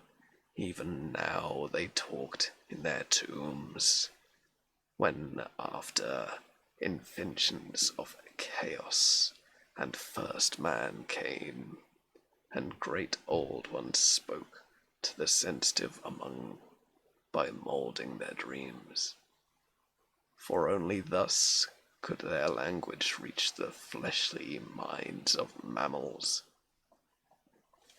Then, whispering, Castro Those first men found the cult around small idols, which the great ones showed them. Idols brought in dim areas from dark stars. The cult would never die till the stars came right again. And the secret priests would take great Cthulhu from his tomb to revive his subjects and resume his rule of Earth. The time would be easy to know, for then mankind would have become as the great old ones, free and wild and beyond good and evil, with laws and morals thrown aside, and all men shouting and killing and reveling in joy. Then the liberated old ones would teach them new ways to shout and kill and revel and enjoy themselves, and all the earth would flame with holocaust of ecstasy and freedom. One moment. There. All right. Meanwhile, the cult, by appropriate rites, must keep alive the memory of those ancient ways and shadow forth the prophecy of their return. In the elder time chosen men had talked with the entombed old ones in dreams, but then something had happened. The great stone city Relia, with its monoliths and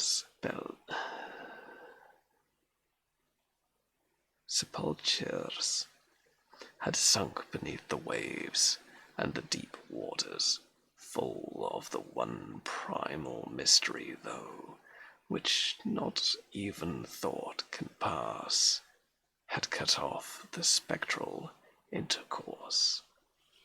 But memory never died, and high priests said the city would rise again, and the stars were right. Then come out of the earth, and black spirits of earth, mouldy and shadowy, and full of dim rumors, picked up in carvings beneath forgotten sea bottom. But of them old Castro dared not speak much. He cut himself off hurriedly, and no amount of persuasion or subtlety could extract more of his direction. The size of the old ones, too, he curiously declined to mention. Of the cult, he said, he thought the century lay amid the pathless deserts of Arabia, where Iram, the city of pillars, dreams hidden and untouched. It was not allied with European witch cult, and was virtually unknown beyond its members. No book had ever really hinted of it, though the deathless Chinaman said that there were double meanings in the Necronomicon of the mad Arab Adbol al-Sarst, which the initiated might read as they chose, especially the much discussed Capulet.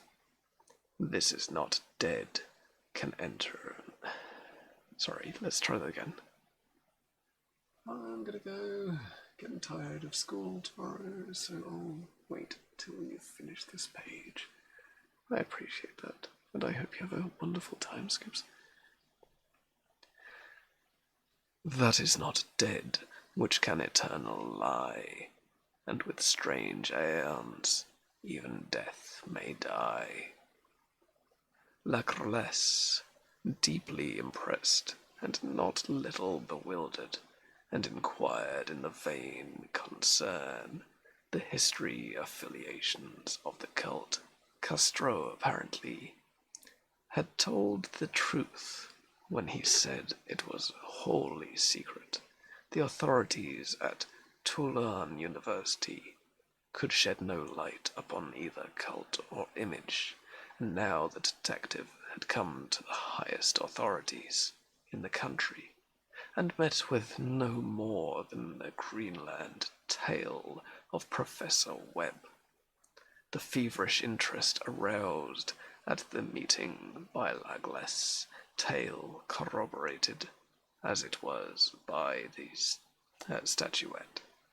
It echoed the subsequent correspondence of those who attended, although scant mention occurs in formal publications.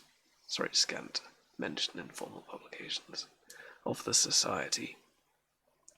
Caution is the first care of those accused to face occasional charlatanry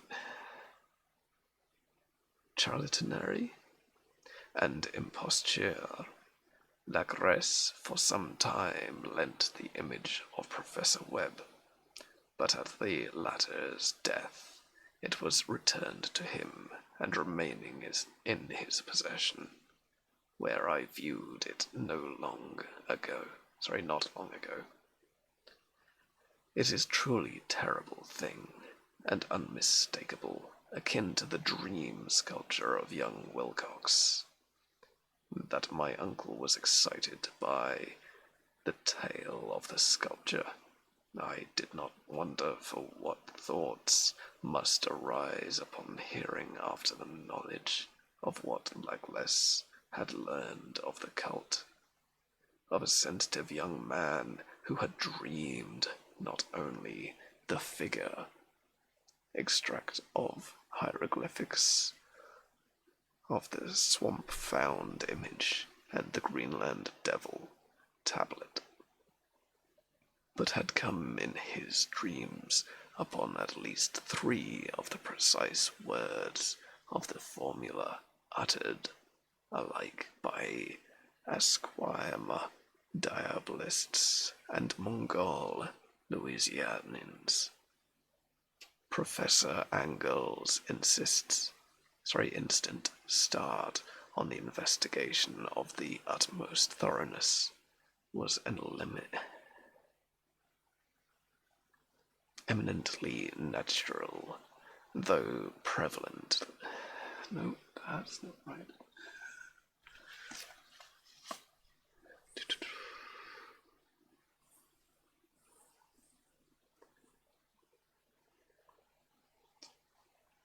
Privately, right, that's that word.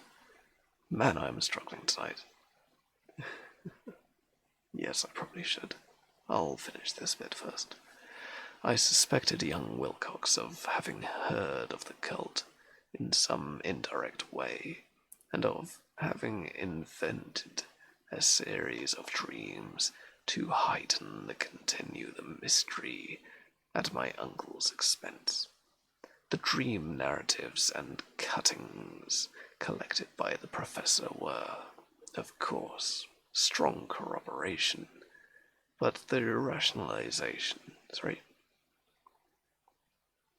rationalism of my mind and the extravagance of the whole subject led me to adopt what I thought the most sensible conclusion. So, after thoroughly studying the manuscript again, and correlating the theosophical and anthropological notes with the cult narrative of Lagless, I made a trip to Providence to see the sculpture, and gave him the rebuke I thought proper for so badly imposing upon the learned and aged man. So with that, I'm going to have that drink.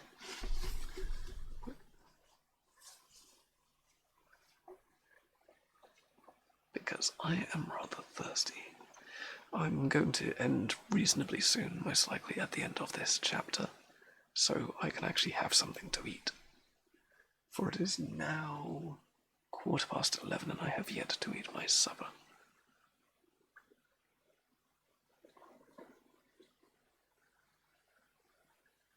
I think you need to give yourself a break. Don't worry too much about that.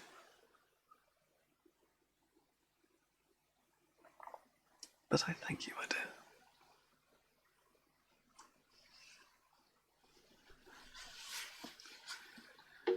Is ironically actually something about the fact this.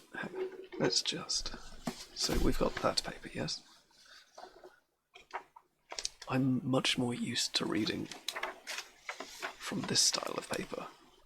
The fact it's more yellowish in tone is significantly easier to read. The contrast is lessened, so it has less strain on the eyes. The type is significantly better. Like if we just hop over to just any page. Even though the words are smaller, it's so much easier to read this. This harsh white, for some reason it really hurts. And I don't entirely know why. I mean, here's the Latin book. I mean, the Latin entry-level book that I've been reading. Again, it's significantly more pale.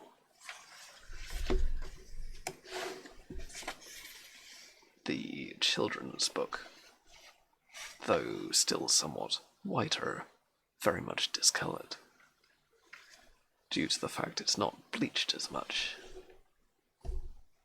White pages like this are very difficult to read for, I'm not going to say people with dyslexia because I don't know about most other people, but it certainly is a struggle for myself. And I'm fairly sure my mother as well, though she is not dyslexic. Ironically, I'm fairly sure all of her children are. Anyway, we shall finish this chapter.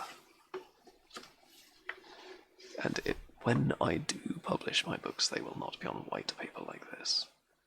I promise you that here and now.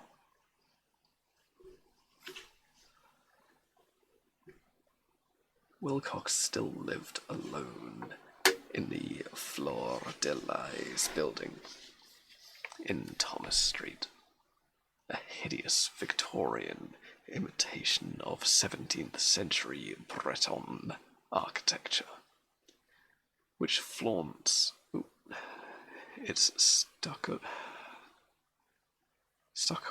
front amidst the lovely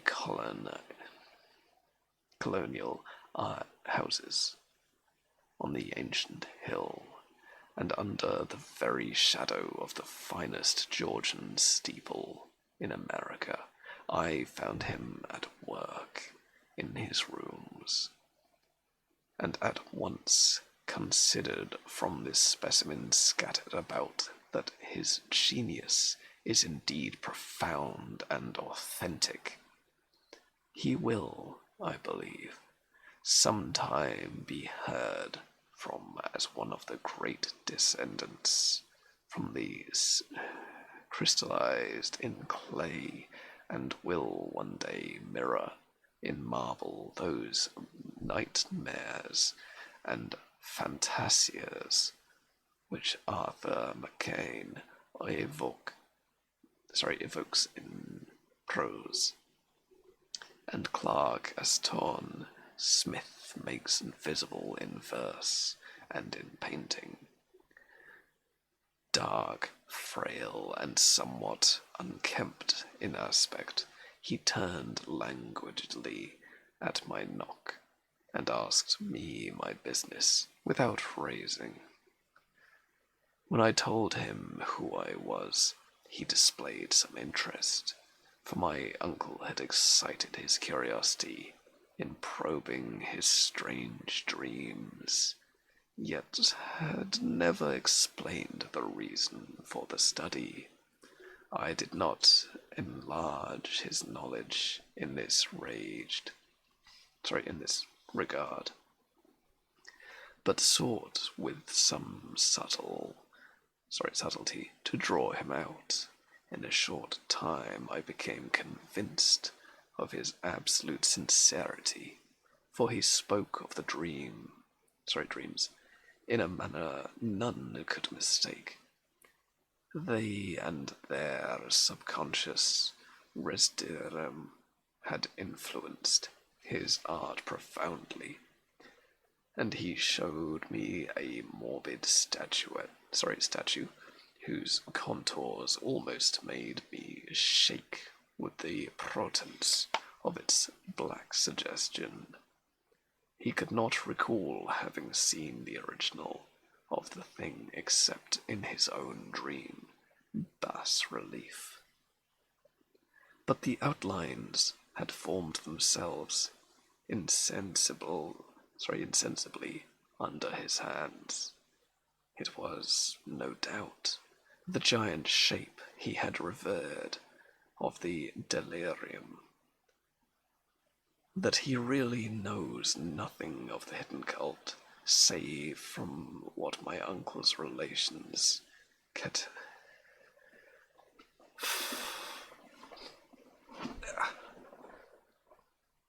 uncle's relentless catechism had let fall. He soon made clear, and again I strove to think of some way in which I could possibly have received the weird impression. He talked of his dreams in strangely poetic fashion, making me see with terrible vividism of damp cyclopone city of the slime green stone, whose geometry he oddly said was all wrong, and here with frightened expectancy the ceaseless half-mental calling from underground Cthulhu Fortungan. These words had formed part of the dread ritual which told the dead Cthulhu's dream vigil in the stone vault of Ralahe, and I felt deeply moved despite my rational beliefs. Wilcox, I was sure, had heard of the cult in some casual way, and had soon forgotten it amidst the mass of equally weird readings and imagining. Later, by virtues of the sheer impressiveness, it had found subconscious expression in dreams, in the bas relief, and the terrible statue I was beheld, so that his impostor upon my uncle had been a very innocent one. The youth was of a type at once slightly affected and slightly ill-mannered, which I could never like, but I was willing enough now to admit both his genius and his honesty. I took leave of him amicably, and wish him all the success his talent promises.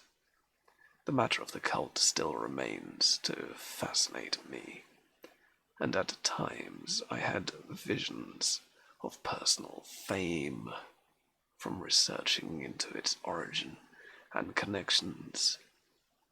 I visited New Orleans, talked with Langles and others of that old-time raiding party, saw the frightful image, and even questioned such of the mongrel prisoners as still survived.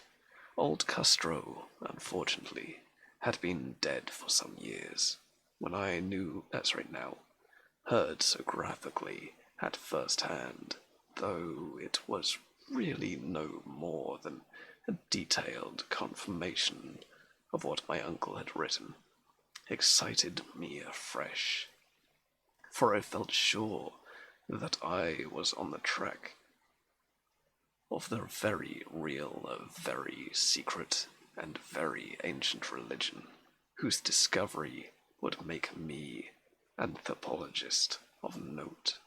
My attitude was still one of absolute materialism, as I wish it still were, and I discounted with almost inexplicable perversity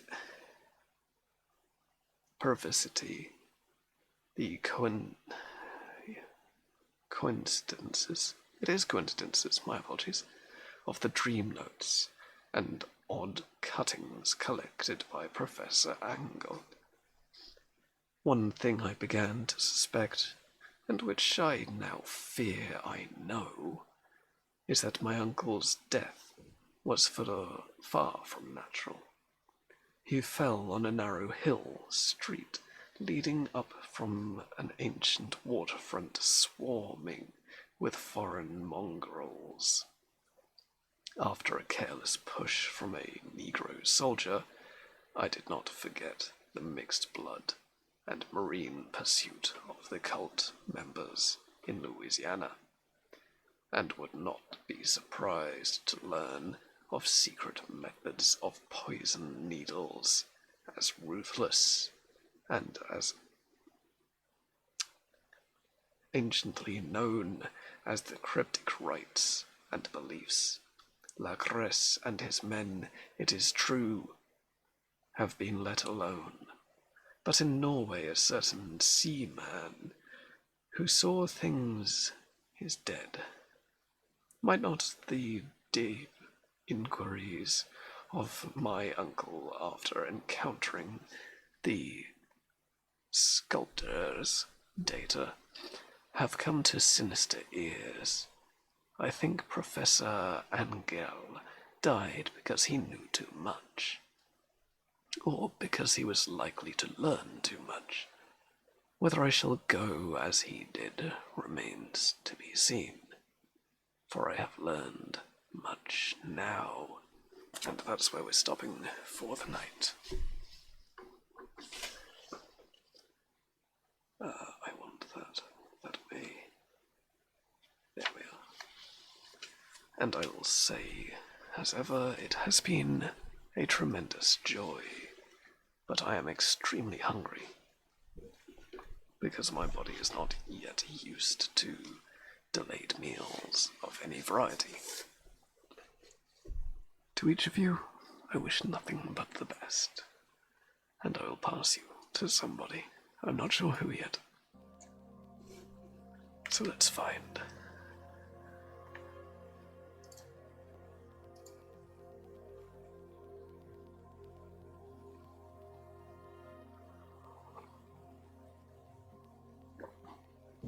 Excuse me.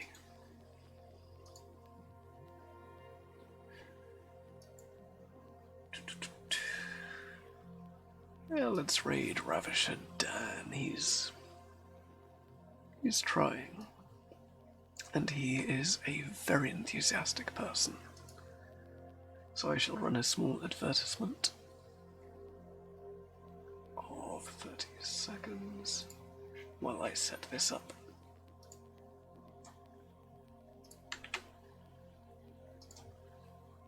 And as ever, travel with nothing but love in your heart and spread no malice, for the world has far too much already. And be wonderful people, as I know you can be. See you next time.